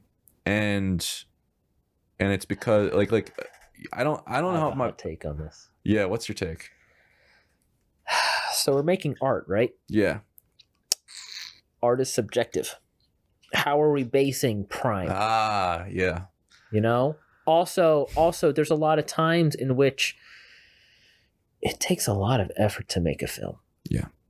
And in some respects, if you're not able to physically and mentally do the work, you're not gonna be at your best. Yeah. Yeah, I mean, you see people have their peak and then completely fall off, and they have other people who make an environment for themselves in their work where they can sustain it. Or maybe instead of being the director, maybe they become a writer. Even in writing, it's like the reason why I think it affects you as a writer too, a writer director. It's like it can, writing for me is is actually harder than than people think. It's like you're pulling ideas out of the fucking ether. And to do that, I have to work out hard. I have to meditate like ridiculously. Like I have to do all these different things. And if I'm having a bad day, I'll have to take away from writing. Yeah. Or if I'm like if it's a bad day, like I'm really exhausted. Like I used to, if I do something slightly different, I realize I'm not on my game. Like I'm going to just create more problems than I'll be fixing. Yeah. And so I wonder, like, am I going to if I get in my 50s or 60s, am I going to realize, shit, like there's things about my old age that are fucking with my ability to do as well as I used to. And that's what I think he's talking about. And also just, not being able to manage the stress as well, or all these different, or the physicality of it. I don't know. Also your perspective on the world changes. Yeah. Priorities change, and I think he's like starting a family now and going that route. Exactly. And so George Lucas, when first Star Wars came out, he stopped directing because he wanted to become a parent full time. Exactly. His priorities changed. Yeah. And I think that also has to play in the equation. It's not just, I'm getting older. No, I see the world a different way. Yeah. I'd rather spend my time raising a kid as best I can so they don't become an asshole. Yeah. I can see that. And also it's like he says it's a young man's game, and it's like I think part of that is you have to be fucking crazy You have to be so crazy about what you're trying to create to direct a film, because it is hard. Like there's a reason why you gotta be crazy doing any aspect. Yeah, I guess. Yeah. I mean, it's like I literally have white hair in my. This comes up every fucking podcast. Like I have white hair in my beard. You see this white hair? Yeah. That's from Rusty Spade, a film I did with Kevin. Oh wait, the one that we showed you. Yeah, you saw it. Yeah, that's from that film. What happened? Was it just stress? I think it was the stress of not thinking we got it and not being able to shoot again with those people. Oh. And I would have had to scrap the film and reshoot it with other people. And really, that would have. Sure, it's not genetics, or do you think? It's stress? It came days after that shoot. I didn't have the white hair, and a family member pointed it out, and I thought they were joking. I looked in the mirror. Well, I was like, that explains a lot about me. I have a lot of gray hairs. Yeah. Like, all throughout my 20s. Like actually in my late teens, I started getting gray hairs. Yeah. Interesting. And I have very dark hair. And why? I don't know. I have a feeling one day I'll have a whole white beard by my 30s. I do see myself as going like the gray fox. Yeah. No, it's a good. It's a good look. I'd rather have that than be bald. Yeah. Oh yeah. Personally. Other people can rock the bald dome, but I don't think I can do it. I think I'm too vain. But for me, yeah. I mean, and that's the thing. There comes a point in which people just don't want to be that stressed out. Yeah. Yeah. So I don't know. I don't know. It might be clear to me later in life where I'm like right now I'm like, oh my God, like I won't be making films when I'm old, like because I won't be doing it as well. No, like, and I'll be looking back in my 50s, like, I just want to help other people make their films. I've made the films I want to make. Exactly. Like, there's this director who directed this film called Come and See, which is one of the most, it's people relate it to the beginning of Saving Private Ryan, like, but it's the full film is just it's just graphic. It's based on personal experience from the director who grew up in a war-torn country. Oh. And it's about this kid in war and witnessing horrific fucking shit. Horrible thing. There's a scene where I don't know if I'd spoil it, where they kill a bunch of people in a gruesome way. And there's all sorts of things like that. But it's like, it's fucked up. Like, and he lived through shit like that. It was his most successful and well-known film. But after he made that film, and after you watch it, you're like, whoa. It's heavy. Like, me and my friend were like, we just sat with it for a while. Yeah. You have to. And you watch, but he never made another film. And people asked him, why? Why aren't you making more films? Because that was like your best. What did he say? I've done everything I want to do with filmmaking.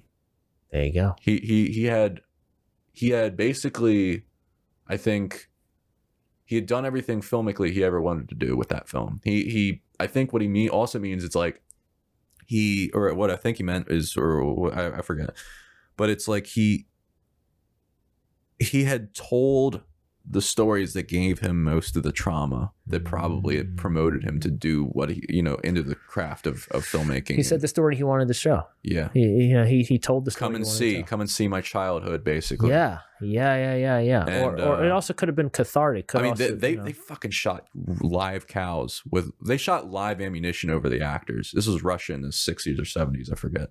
Russia. Yeah, dude. I love Russian films. Stas told me he wrote a screenplay years ago, and I was like, dude, like, let's pull it out of the woodworks. I want to hear it. Yeah, he has a couple things that he's written. Yeah, he showed me a couple. You did were you the one in the project with him? Yeah, I was in a wait, he did it was a sketch show he's trying to put together. It was with, or no, it was like, it was an action that I remember him. No, okay. Well, he did this thing where this guy was, he was trying to learn what life is like or something. I don't know. It was like a comedy thing. I wasn't sure if that was you were the person he did it with. Oh yeah. Because Chris Cole shot it. Yes. Yeah. That was me. Oh, okay. Yeah. That was me. Yeah. Okay.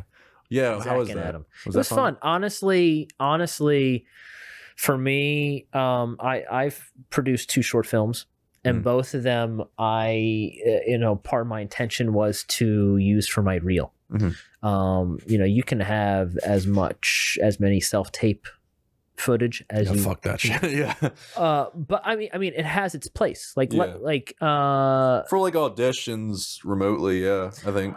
Not just auditions, but also sometimes you just need to have something well lit and well shot and just, well acted that you can show 20-30 seconds of, and that's enough, to show like, oh, okay, this person, okay, this is what they look like.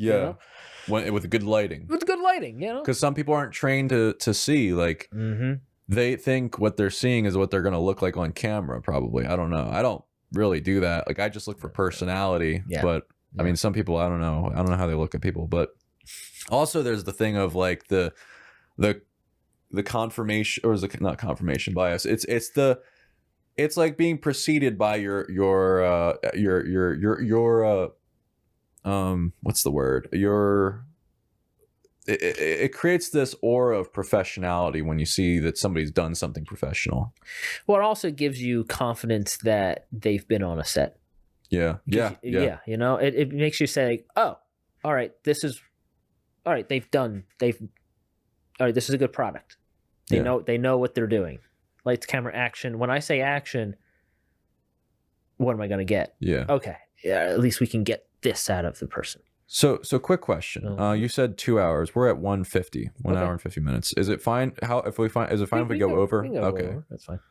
Because there's some questions I wanted to get to. How do you feel like you've evolved as a person or in what you do?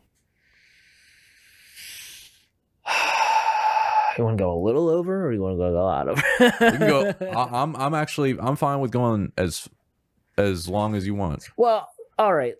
So I'll go. You want to go 3 hours? I mean, if you had to be somewhere, as long. I mean, I could. I have enough questions. We could go for as long as Stas's interview. Yeah, we're not going to do that though. But yeah. Well, what are your like 2 favorite questions? Well, I have my final questions. But there's a rapid fire. Okay. So other than those. So, let's see. What's the hardest thing you've ever done, or the thing you're most proud of? Hardest thing I've ever done. If you're okay with answering that. Yeah. I mean, I've alluded to it already. It's being the primary caregiver for my mother who died of cancer. I am also the most proud of that as well, because, she gave so much to me, and she gave me an environment in which I could turn into the man that I wanted to turn into. And it was the least that I could do to take care of her when no one else could. Yeah. In short, that's what I'm most proud of. Yeah. That was the hardest too. Yeah. To see, because I can't imagine. I mean, the closest thing I've come to that is, or like death in my family. I'm fortunate it hasn't been more than this, but like my grandparents, like I witnessed my grandmother go through dementia, and we had her living with us for a few years. That's so hard. Yeah, just watching somebody kind of too. Yeah, and then having to constantly remind them like about who you are and things. That's. Do you have to have signs to say like I am such so and so? No. Okay. We just have to re-explain it to her over and over again. Yeah. But, I mean, yeah, it's just. I mean, it's here seeing somebody you love kind of turn into something that's not them, and that, but there's still a person in front of you doing these things. Yeah. And I think it's rough. I think it's harder for me because my mother got lung cancer that metastasized to the brain. Yeah. And so you had somebody who lost function but was still completely there. And just seeing your entire body shutting down just because tumors in your brain were just not letting you live. Yeah. Seeing that happen was one, terrifying, and it was Also, you know, her mood started changing. She had so much going on, but then certain parts of the brain would shut off, and so what wound up happening is she literally had to revert back to almost like an infant self, because she, like, there was nothing she could. And then once the spinal cord started getting impacted, then, you know, one day she would lose no balance. She couldn't move her left leg. Okay, now she can't even sit up. Now she can't talk. You know, it was just it was a lot. And for me being the goddamn fucking optimist that I am, I see it as the biggest lesson for me to live the way that I want to live, because there will come a day in which I will not be able to do so. There will come a day in which I will not be able to come here or do something like this to talk about my experiences in my life and how I view the world. There will not come a time in which I will be able to feed myself or bathe myself.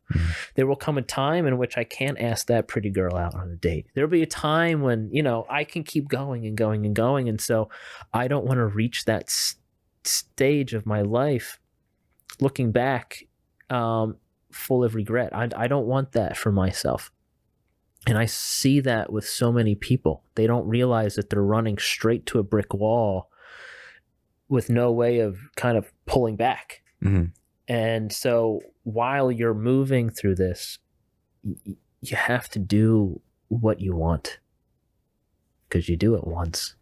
At least in this form. I don't know. I'm not gonna even start to explain, like, my consciousness might go to something else, or I have multiple lives. I don't know. But what I do know, and what I am in control of, I'm gonna do what I want, and how I want to live. It's a good way to think about it, because I mean, you know, when I think I heard Steve Jobs talking about this, where it's like, one of the things when he had cancer, he kind of thought about that every morning. I'm gonna die one day. What am I gonna do now? Yeah. You know, that's true of everybody. We're all gonna die one day.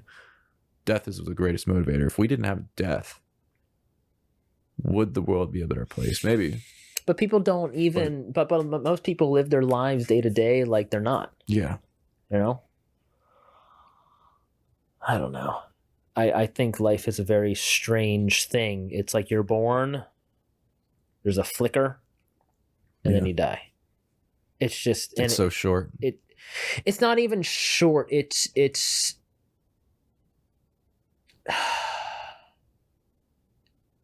not. Again, it's all about perspective. Because we can do a lot of stuff.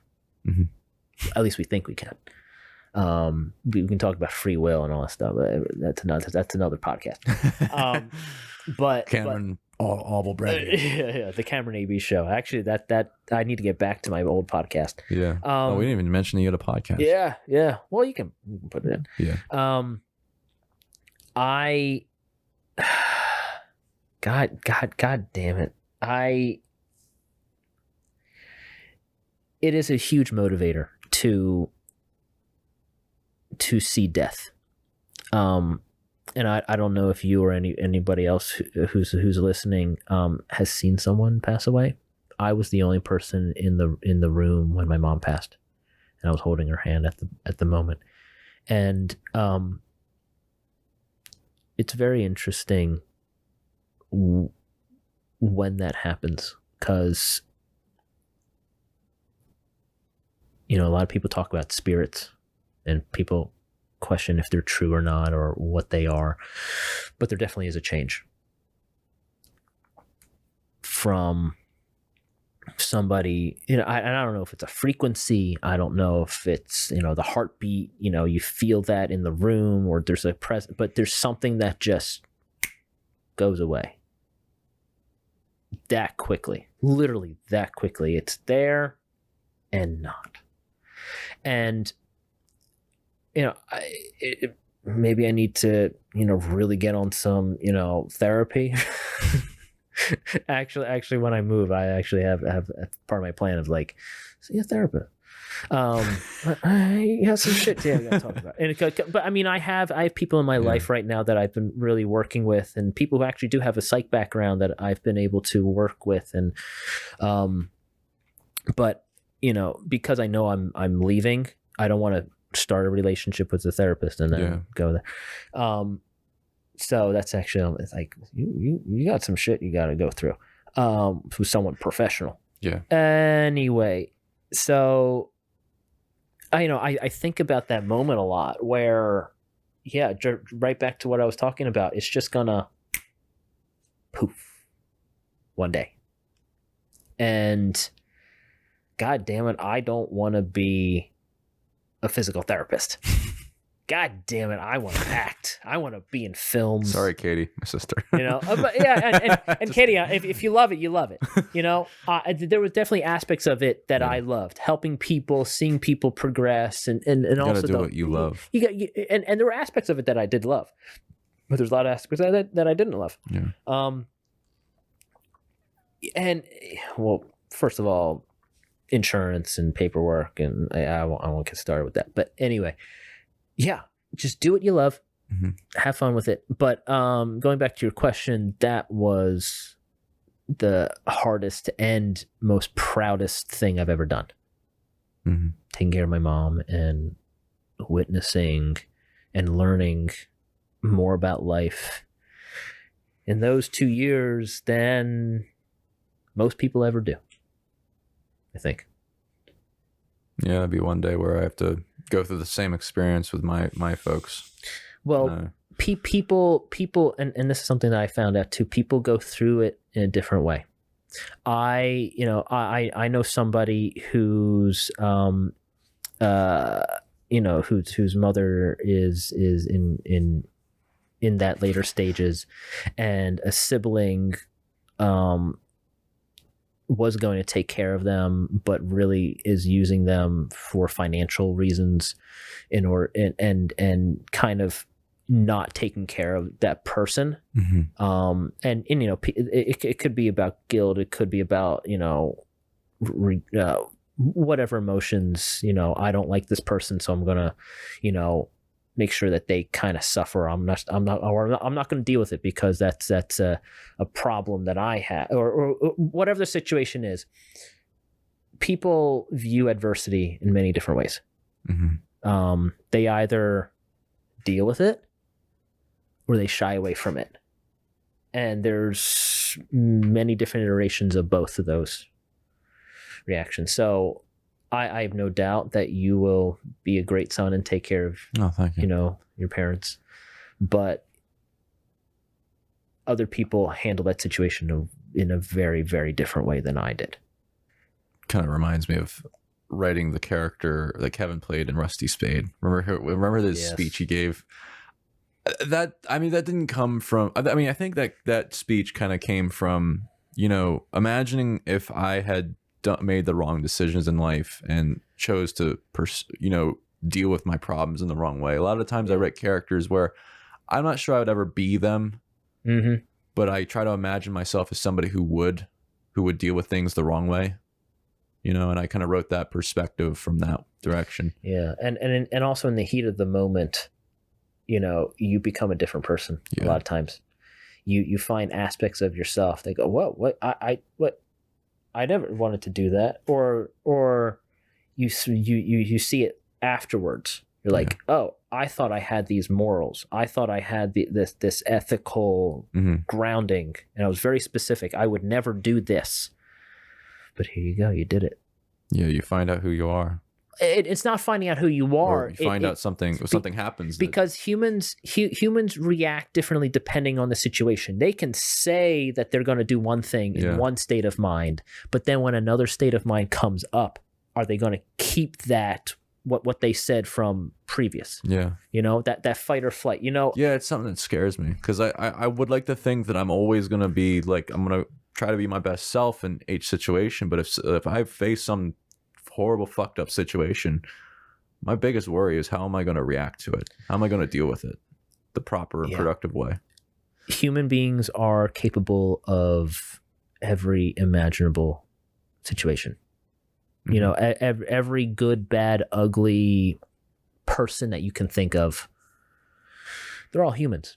And we have those, and you and I have those aspects in ourselves to do the good, the bad, and the ugly. Yeah. And I think, you know, and going back to acting, that's why I don't shy away from certain things. Yeah. I don't put a filter on it because morally, you know, like I will just say it. I will say it. And then Cameron in the back of my head goes, oh, I wouldn't do that. But, all right. In this situation, you know what I mean? That voice. Oh, God. Oh, no, I don't like this. Oh, buddy. I don't like this feeling. Oh, we're lucky it's, you know, we're acting. We're acting. I swear, we're acting. When But that's it. In any given scene, you are playing yourself in a given situation. And I think once I started doing that, my acting really opened up. Yeah. Or my work were opened up. I'm not sure when I started doing this, but years ago, I think probably in 2017 or something, or 2016, I started listening to an audiobook of the Tao Te Ching, and I've been listening to it every day ever since.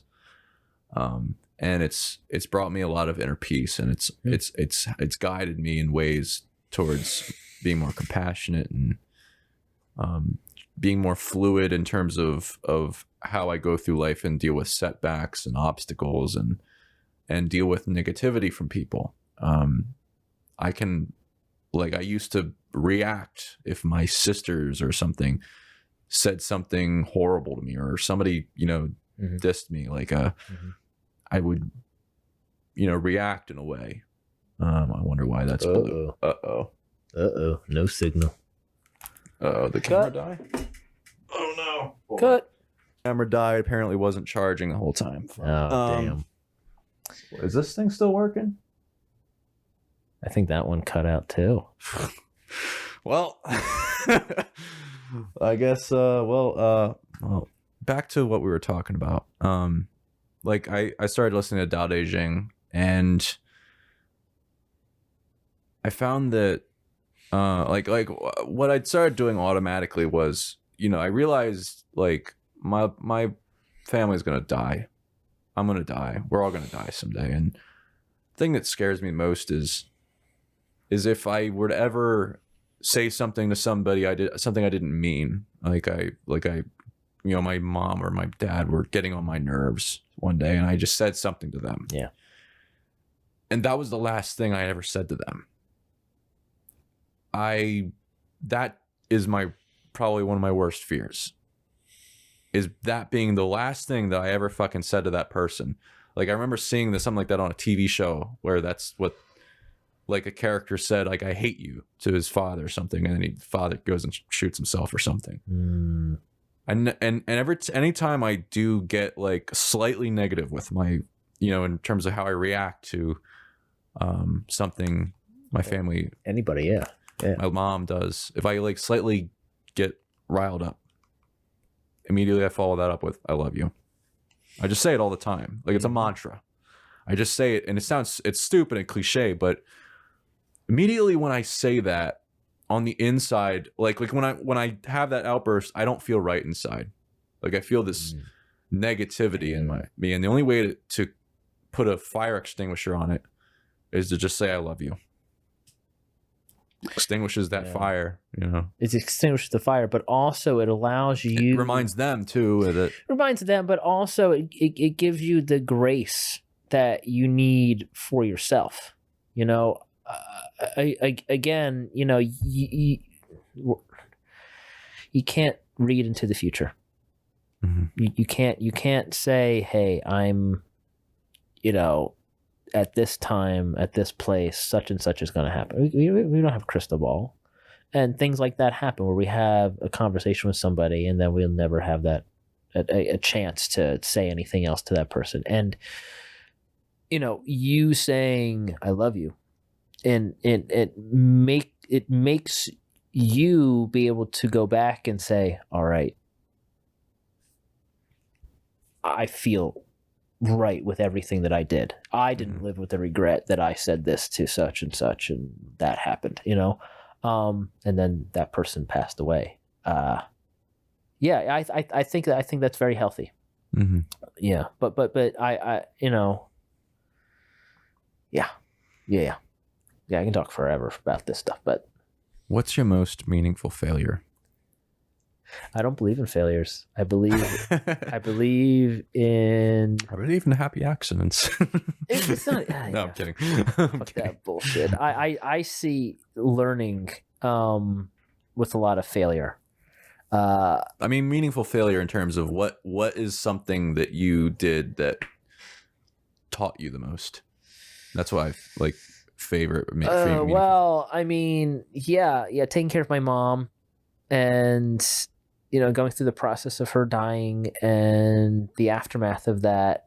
That was a huge learning experience for me. Mm-hmm.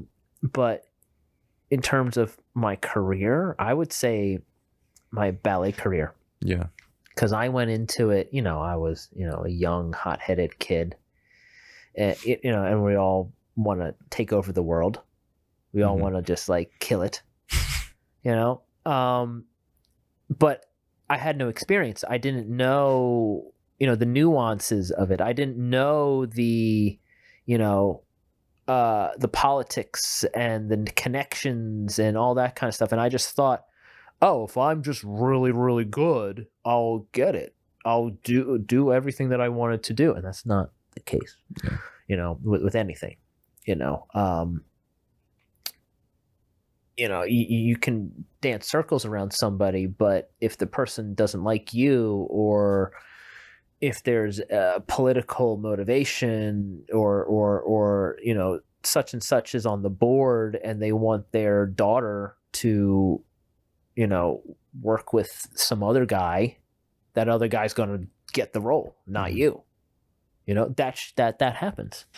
And it took me several years to like just accept that and to forgive everything that happened. So I would say that my entire career as a dancer was kind of a learning opportunity in that respect, but also those years of my life are pivotal to anybody, to anyone's life.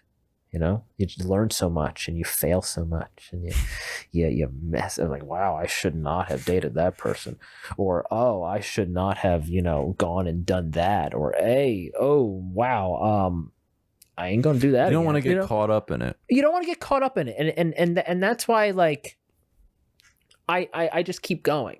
I think we realize when we get older is that we do so much.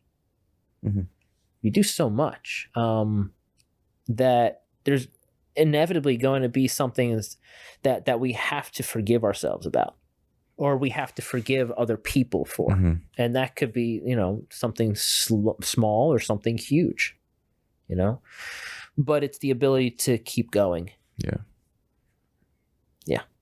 That's how I see it. So there was a few questions I had. We're at 2 hours and 13 minutes. When we're ready to wrap things up, I'll dive into the last questions and we'll do rapid fire. Okay. But I want before that, we mentioned crazy things in the industry. Yeah, boy. Let's get into that. In which respect? What tea? Actually, I just drank some tea. So, what kind of tea do you want me to spill? I'm not going to get into any specifics. Oh yeah. Well, I don't know. I have stories. I mean, if there's anything that comes to mind. I think what we were talking about with social media. Yeah. I have seen a huge shift. Not huge, and it makes total sense, of a lot of influencers, getting opportunities in the entertainment industry. TikTok stars. Oh, geez. Yeah. And you say, oh, geez. Now, think about it. This has always happened. Yeah. Elvis Presley was a singer. And he got lead roles in major films. It's because they're what it is they sell. What what it is familiarity. One thing it's is reputation. It's being known by the faces. audience. People are what people gravitate towards a lot of times. I sometimes do. I mean, for me, if it's a person I'm gravitating to see like a film for, it's because of the director or the writer. Not many people think about that. No. People think about the actors. They're like, oh, I want to see this thing. I want to see The Rock in the new thing. Yeah, I know. And I just but it's always been like that. I've never been that way with actors. Like if an actor's in it, I'm like, oh, cool. Well, I want to see it because of the director and the writer. But I think but you're not the population. I'm not.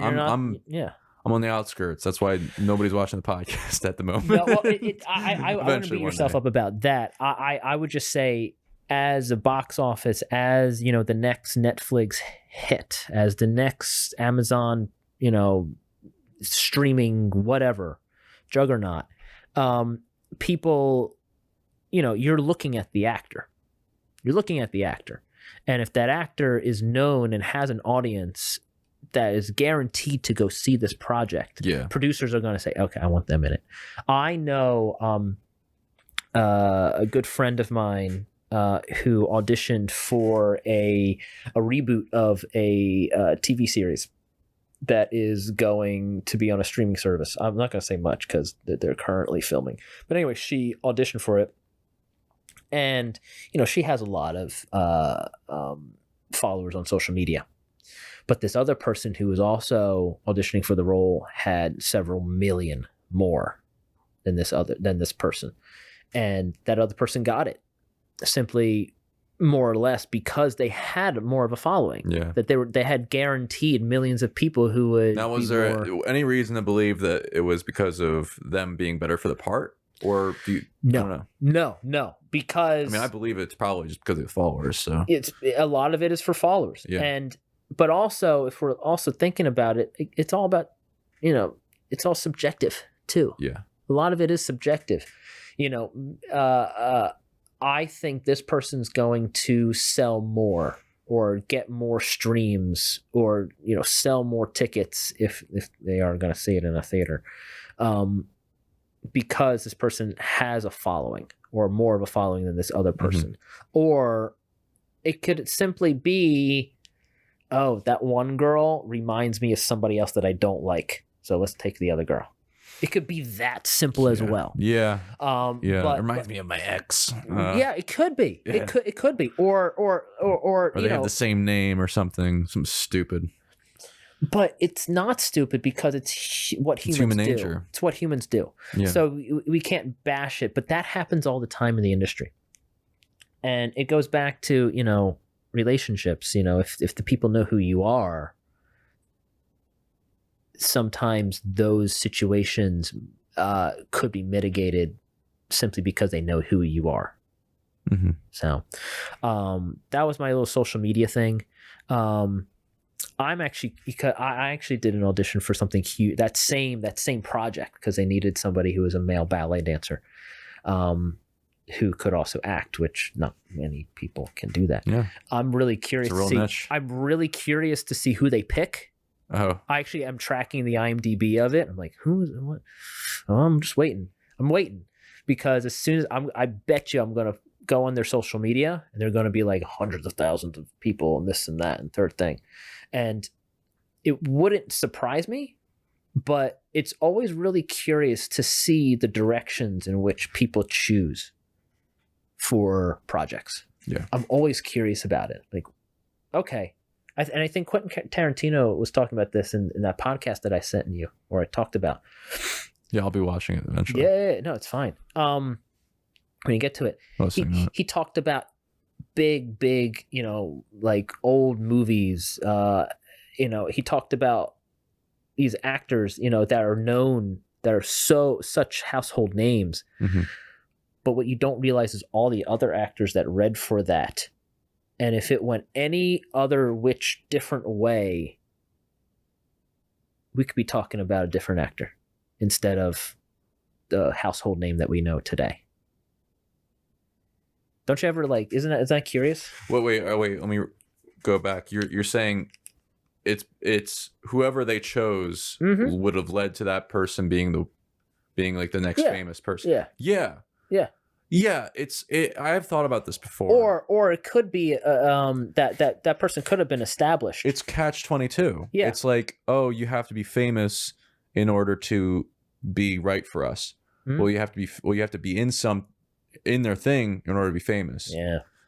And that's why I'm trying to figure out like social media and whatnot. How do I grow my stuff? You know, TikTok has the most. I'm working on it. I actually started getting into that. I let it go, just because of everything from this year. But yeah, I mean, there's a lot of reach. I remember I started doing videos of like my exercises on TikTok. For ballet, because there's a huge, like people like to dance and like to learn, and also I have my online ballet studio, so I'm teaching people how to dance, and that like would like blow up, and I would do lives and have like hundreds of people watching me, and like it's all there. Yeah. Whereas I'm thinking about like I'm wondering if I should mix my normal films with my podcast on just one channel. You should. I'm gonna do that. You should. Because then I'll have a lot of content to put out. Yeah. Just like clips and from this. It's all about content, as you know. Do you have a morning routine? I wake up. Do you do anything in the morning? I wake up. Like anything specific? I have coffee. Yeah. And I started to do like more of a stretching, like waking up the body. Actually, no, I drink I wake up, I drink a glass of water. I have a big glass of water that I drink. And then I do this. I do this. Yes, fine. So I drink the water, do some like stretches just to kind of move the body, and then I have my coffee. Okay. But in terms of like, I'm so heady that I'm always kind of already thinking about what am I grateful for? I'm always like that. Yeah. So, I don't like make a time be like, what am I grateful for today? Yeah. All right. I only ask because a lot of people do. I don't do that. They do. If they have a morning routine, there's a lot of people who are successful who have morning routines. Like, I don't know if I mentioned this, the Tim Ferriss show, he asks us a lot, and it's usually like 3 to 5 things that you do consistently in the morning that enable you to have a better day. A lot of people he found don't eat in the morning. I've noticed that I'm just not hungry. I listen to my body. Yeah. I'm just not hungry until like 10. You know? Yeah. And I wake up at like 7:30. I'll have a protein drink, like just so I have the energy. Yeah. It depends. Honestly, sometimes I realize I might feel hungry, but I'm actually dehydrated. Yeah. Interesting. Yeah. I find that. I go like, I'll drink a glass of water every time I wake up. Yeah. I literally do that. Yeah. Yeah. How do people find their bliss in life and follow it, or better understand themselves to know what that is? You follow your gut. Follow your gut. Yeah, I mean that's it. It's that simple. To me, you follow your gut. You know when you will like something, and yeah, you'll know. You'll know. But I think what's even more important is understanding your gut, understanding what that those little voices are saying. Yeah. You know, like it.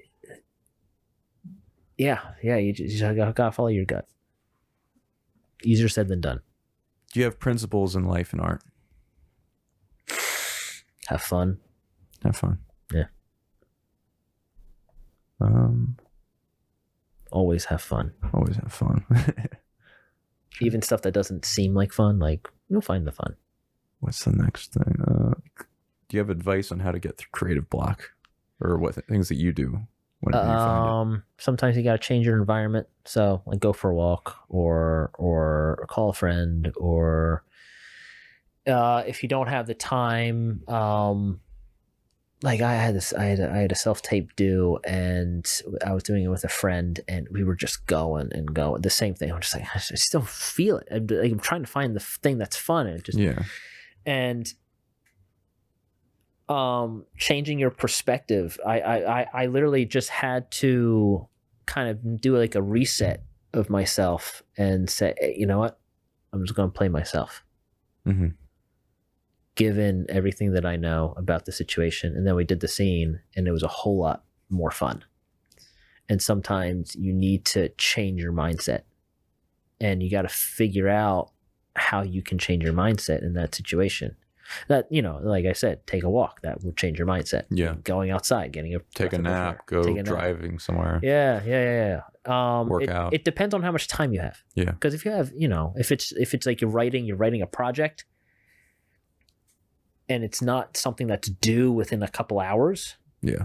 You can take the luxury and take a long walk, or go out to eat, or, you know, meditate on it. You can do all that stuff. But sometimes if it's, oh my God, the deadline is 10 a.m. tomorrow, and it's school assignments, and it's people midnight. Having flashbacks. Oh God, post-traumatic stress. You know, like school. You have to figure out what you need to do in a short amount of time to change your mindset. What are you most excited about in the future?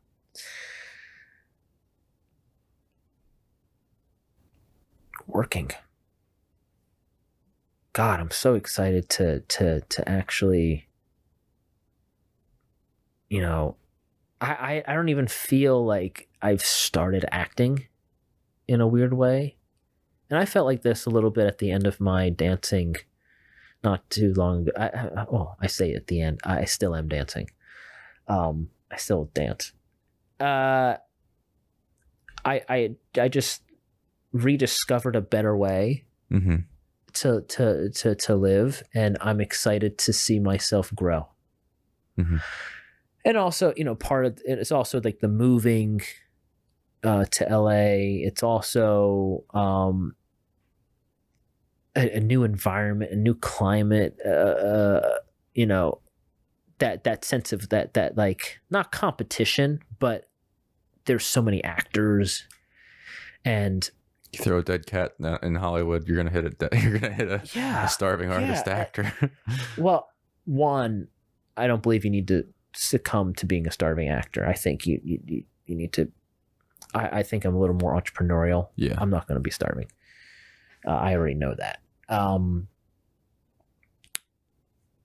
Yeah, I'm really excited to just live. Yeah. I'm excited to this new chapter in my life. Things that excite me most are just, you know, I'm gonna be like the films that I'm doing next. Those are the things that excite me most. I'm really excited to just get to work. I want to do my first feature film. I'm gonna be doing that. Good.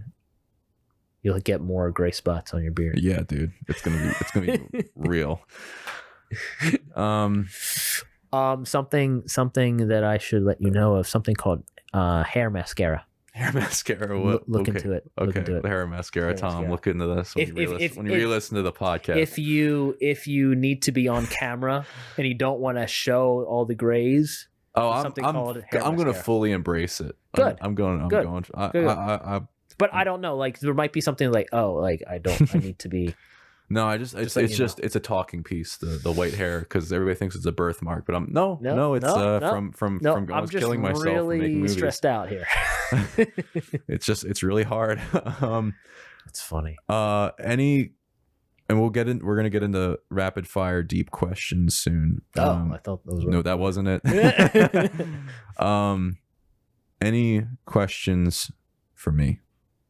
I would usually ask this halfway through, but I forgot. Hey, I mean, we've talked about it. I mean, if you don't, that's fine. I do.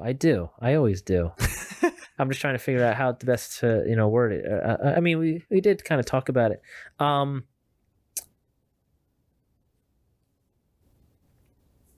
What's your favorite thing to eat?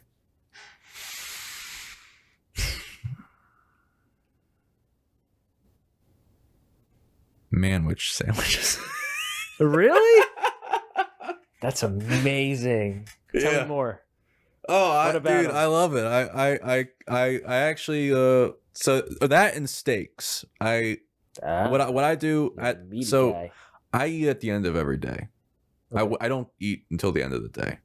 Um, Okay. So like, you don't have meals. I just have like protein drinks to get me through the day, and I drink coffee. Okay. It's probably unhealthy, but it does the job.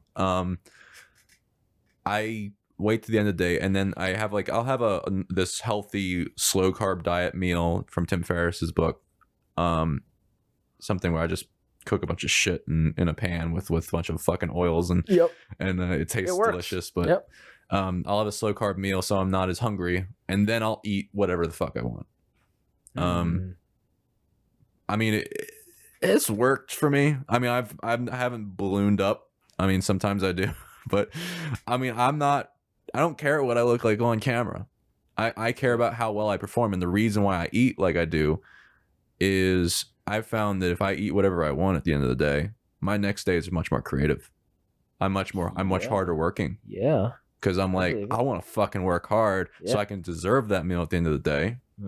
And I think it's also that there's nutrients or not nutrients, so like unhealthy shit like sugar that actually helps me be more creative. Well, it's also carbs and calories. And I've noticed this with other people, like some people, I think like Jamie I had on, she's religious about having Monster energy drinks. Yeah, I never got into that. And like anytime people are like they have their like vices when it comes to like food or something, I'm like, I get it. No, I think there's something to it where like if you allow yourself I'll drink I'll eat manwich sandwiches with this like Swiss cheese on it, you know, and then I'll have a steak if it's a writing day tomorrow. I'll do that and a steak. Nice. So, and then I have so much energy. I go full force into the next writing day. And I just learned things over time that work, and so I do that, and I also enjoy eating those things with like a can of Coke, and then I guess that's the sponsor of the show right now, and then watching a movie like on my iPad or something. Cool. And then watching like a little bit of cinema from like Criterion Channel. If you get into that, let me know. I'll send you some recommendations on good. Like I'll send you like some of the best things I can think of from the last few years I've been watching it. Okay. I'll give you some and if you have like specifics about what things you want to watch, let me know. I can look for things or remember what I've seen that were like that. But basically, yeah, that's my favorite food. Cool. I love it. So are you ready to? My vice is peanut M&Ms. Oh, peanut M&Ms. To a fault. Yeah. I have a family. I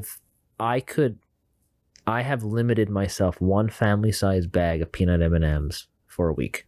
It's bad. It's a bad habit. I can finish a whole family size bag in a day. Damn. Or a day and a half. Because it's like another food group for me.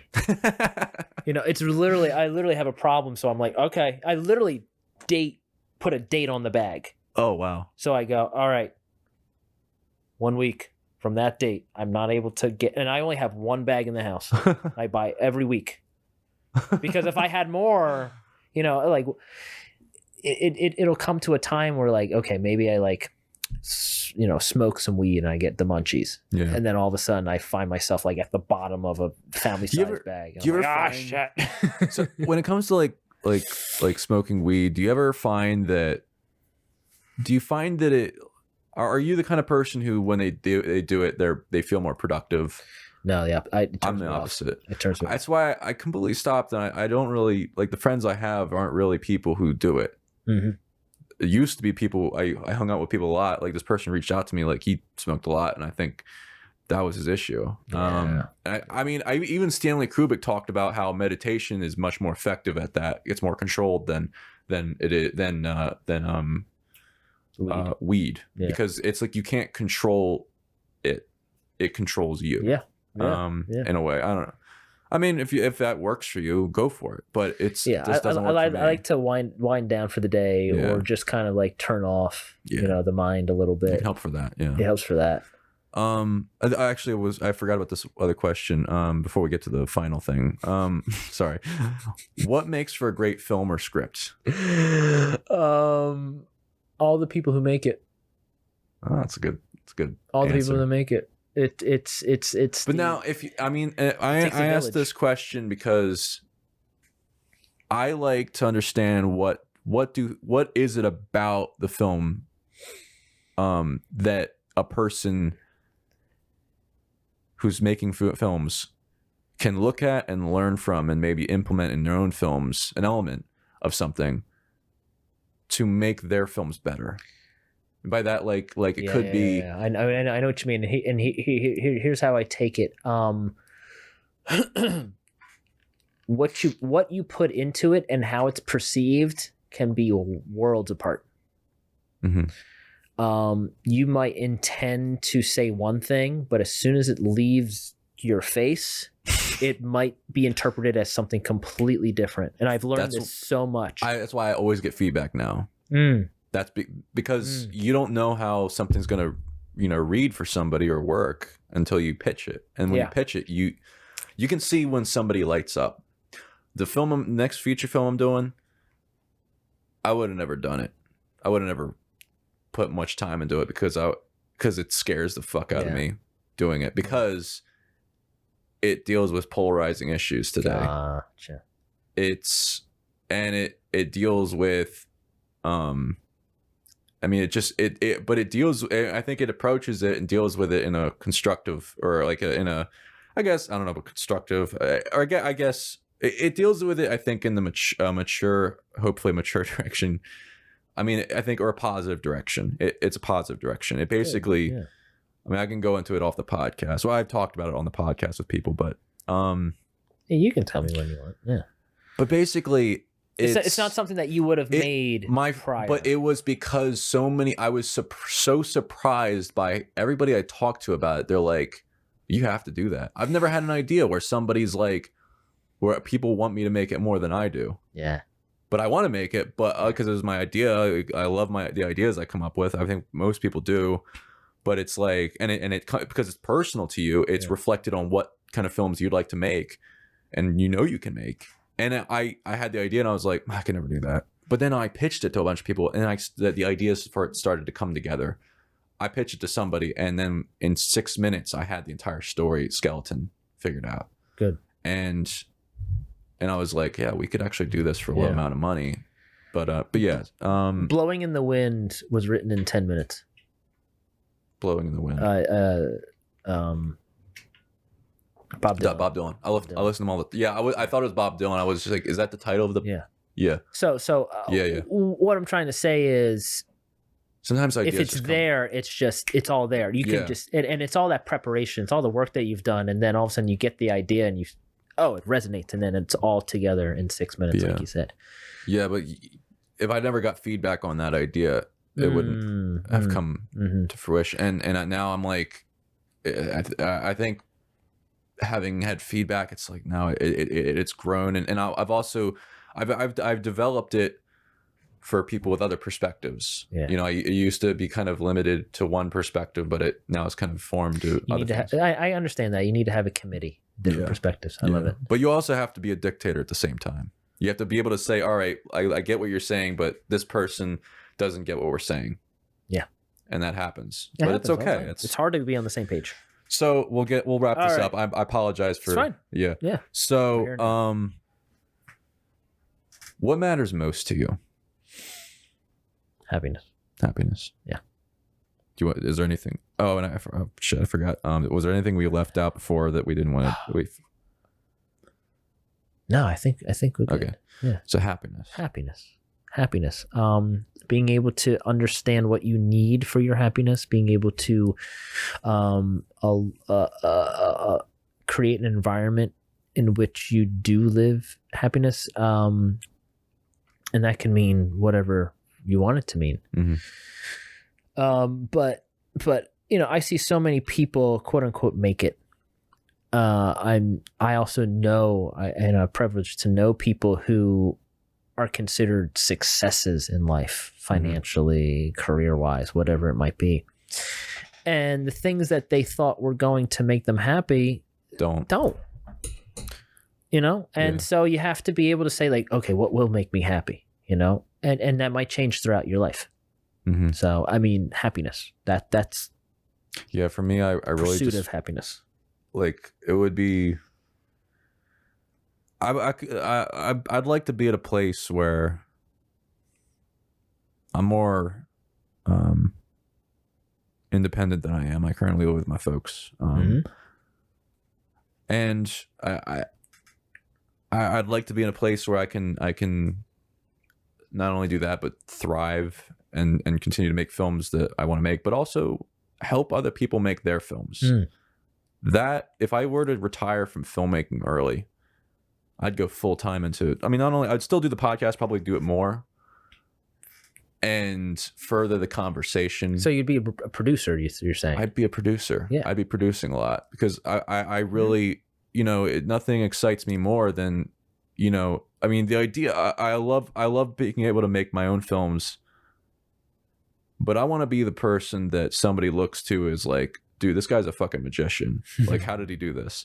Well, I did this because I was able to do this because I was in your role. I did your job. I was a writer, director. Gotcha. And I'm going to make sure you have the runway to be able to do what you want to fucking do. Okay. And we're going to knock it out of the fucking park. You like to help people. I want to help people, yeah. Yeah, I see that. I think that at one point when I've made the films that I want to make, if I do reach that point, I think I have these films I want to make before I'm 35. And beyond these films, sometimes ideas come to me, but I'm not sure. Like, I don't see beyond that. Maybe I think they'll come to me. But if they don't, I just go into like helping other people if I can. Yeah. If I have the resources. Yeah. I like that. Next question. Who are you and what is your value that you provide others in the world? Who am I? My name is Cameron Auble-Branigan. So who am I? On a deeper level. All right. Who am I? And what was the other part of the question? What is the value you provide others in the world? Who am I?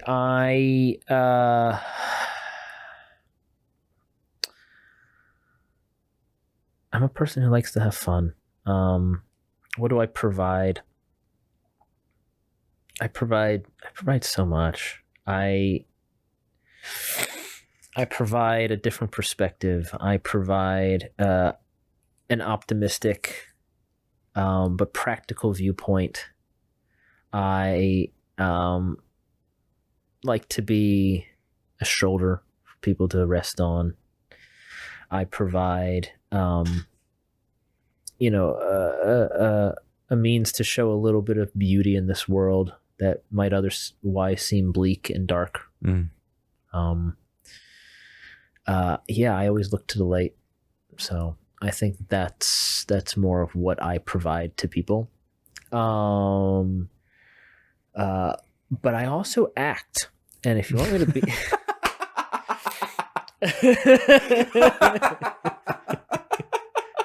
So I also provide that service as well. That was good. A little bit of a promo there, you know. Yeah, I had to throw it in, you know. Why the fuck not? What is your purpose in life? I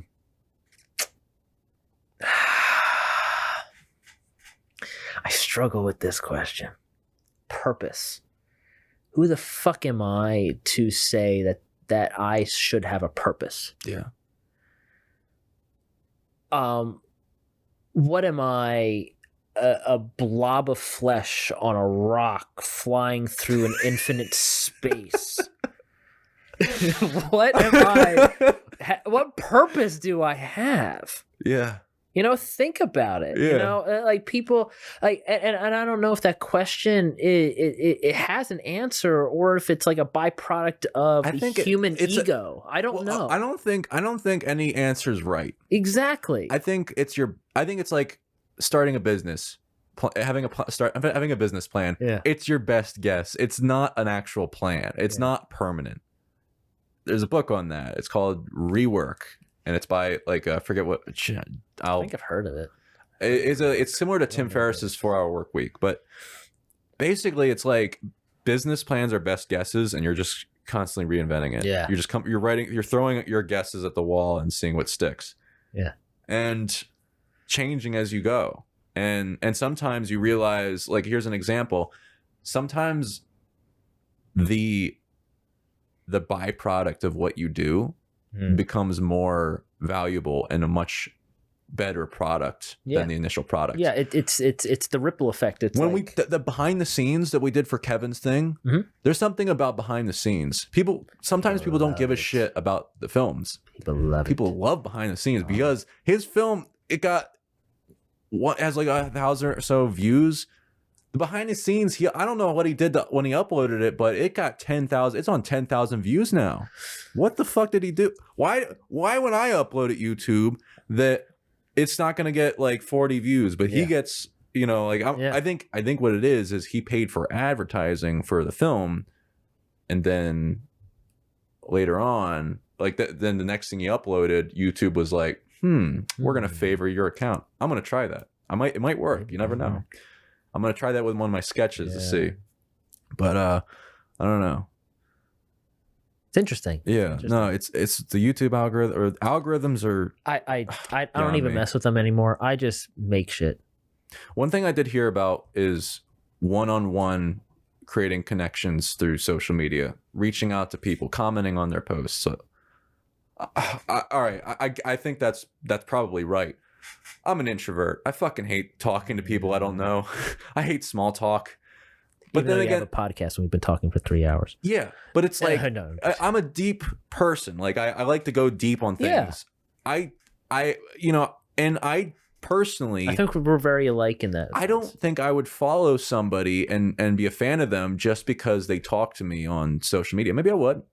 There is one person who did actually reach out to me because they saw something I did and they really liked it. And I occasionally talk with them, but you know, the amount of effort and people they had to go through to find me who's actually interested in them. Yeah.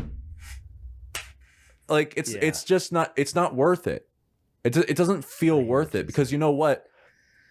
By complete accident, and I'm not a big fan of doing things without like leaving things up to chance, but sometimes, and you see it in the comments by people who own the YouTube video, like who uploaded it, they're like, holy shit, this blew up out of nowhere. What happened?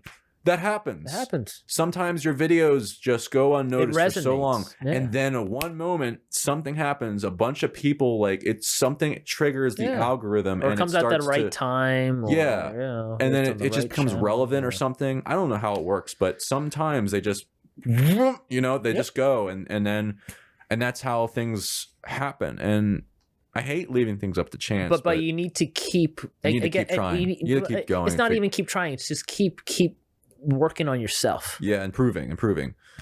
Like that? Yeah. Yeah, improving on yourself. Like the podcast, I don't... everything... For a while, I think I can understand why people wouldn't listen to the podcast. But I feel like I'm at a point now where I feel like it's actually to a point where I would actually listen to my full podcasts all the way through.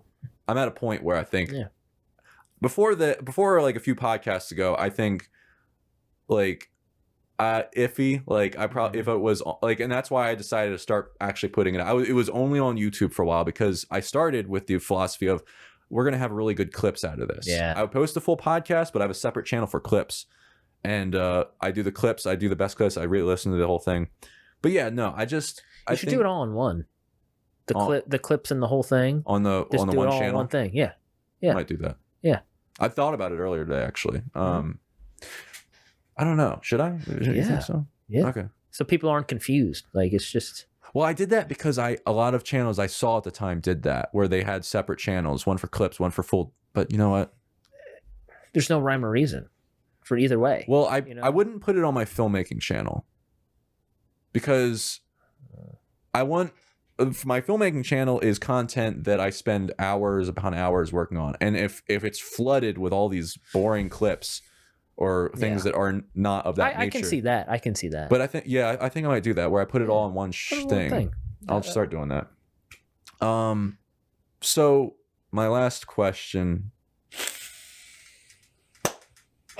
The legacy you'd like to leave behind, or your destiny when you're done here. That I did indeed live a happy life. That I did help a few poor souls along the way. That I I was joking. That I helped people, that I was able to alleviate just a little bit of pain and suffering in this life. Yeah. That I that legacy, also just like helping people. I'm big into donating. I'm big into, and just like anonymously, like just like, help people out. Mm-hmm. But also tell the best damn stories. Yeah. I want to tell good stories, because I remember growing up and I used to love story time. To love story time as a kid, and I used to, the picture books, and you'd say one line and you turn the book and like you'd see that beautiful picture, and then you keep doing that. I used to love it, and I don't know, maybe I didn't hear enough stories from like other people in my family or something like that, but I always wanted to hear other people's stories. I was always curious about like, wow, like, and the way that they would deliver it and how they would talk about it. It didn't matter if it was true or not.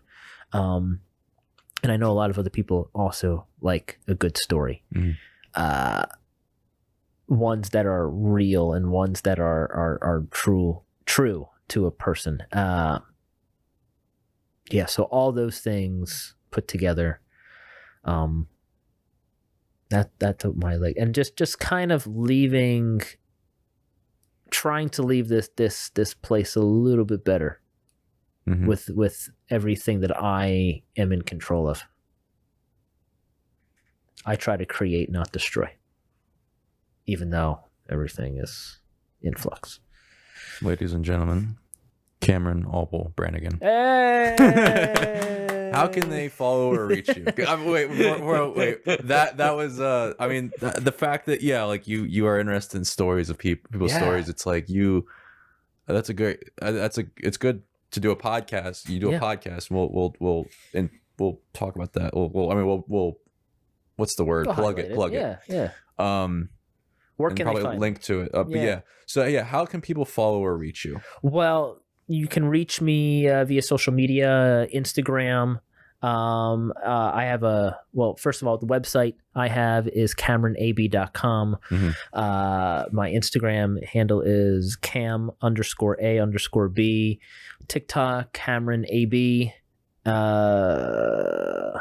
And if you just use Google, you'll find all those things. Cameron Auble-Branigan. I'm sure you'll put the spelling on it. I know it's a mouthful, but no, it was really great to actually talk to you. Yeah, man. For this long. Yeah, it changes you. We went deep into some changes things. Your perspective on people. But also you can talk to someone on the phone, you can meet somebody at a party, but actually sitting down and having questions and just riffing. And seeing where it goes. I mean, you learn so much more. It's like what's that saying? It's the sum is bigger than all its pieces. Yeah, that's how I kind of I see this. So, thank you for having me. And thank you for having me. Yeah, maybe one day, we'll do this again. And I look forward to all the other episodes you have. Yeah, man. Thanks for doing it. Thank you. All right. And this is Cameron Auble-Branigan. Thank you. Branigan.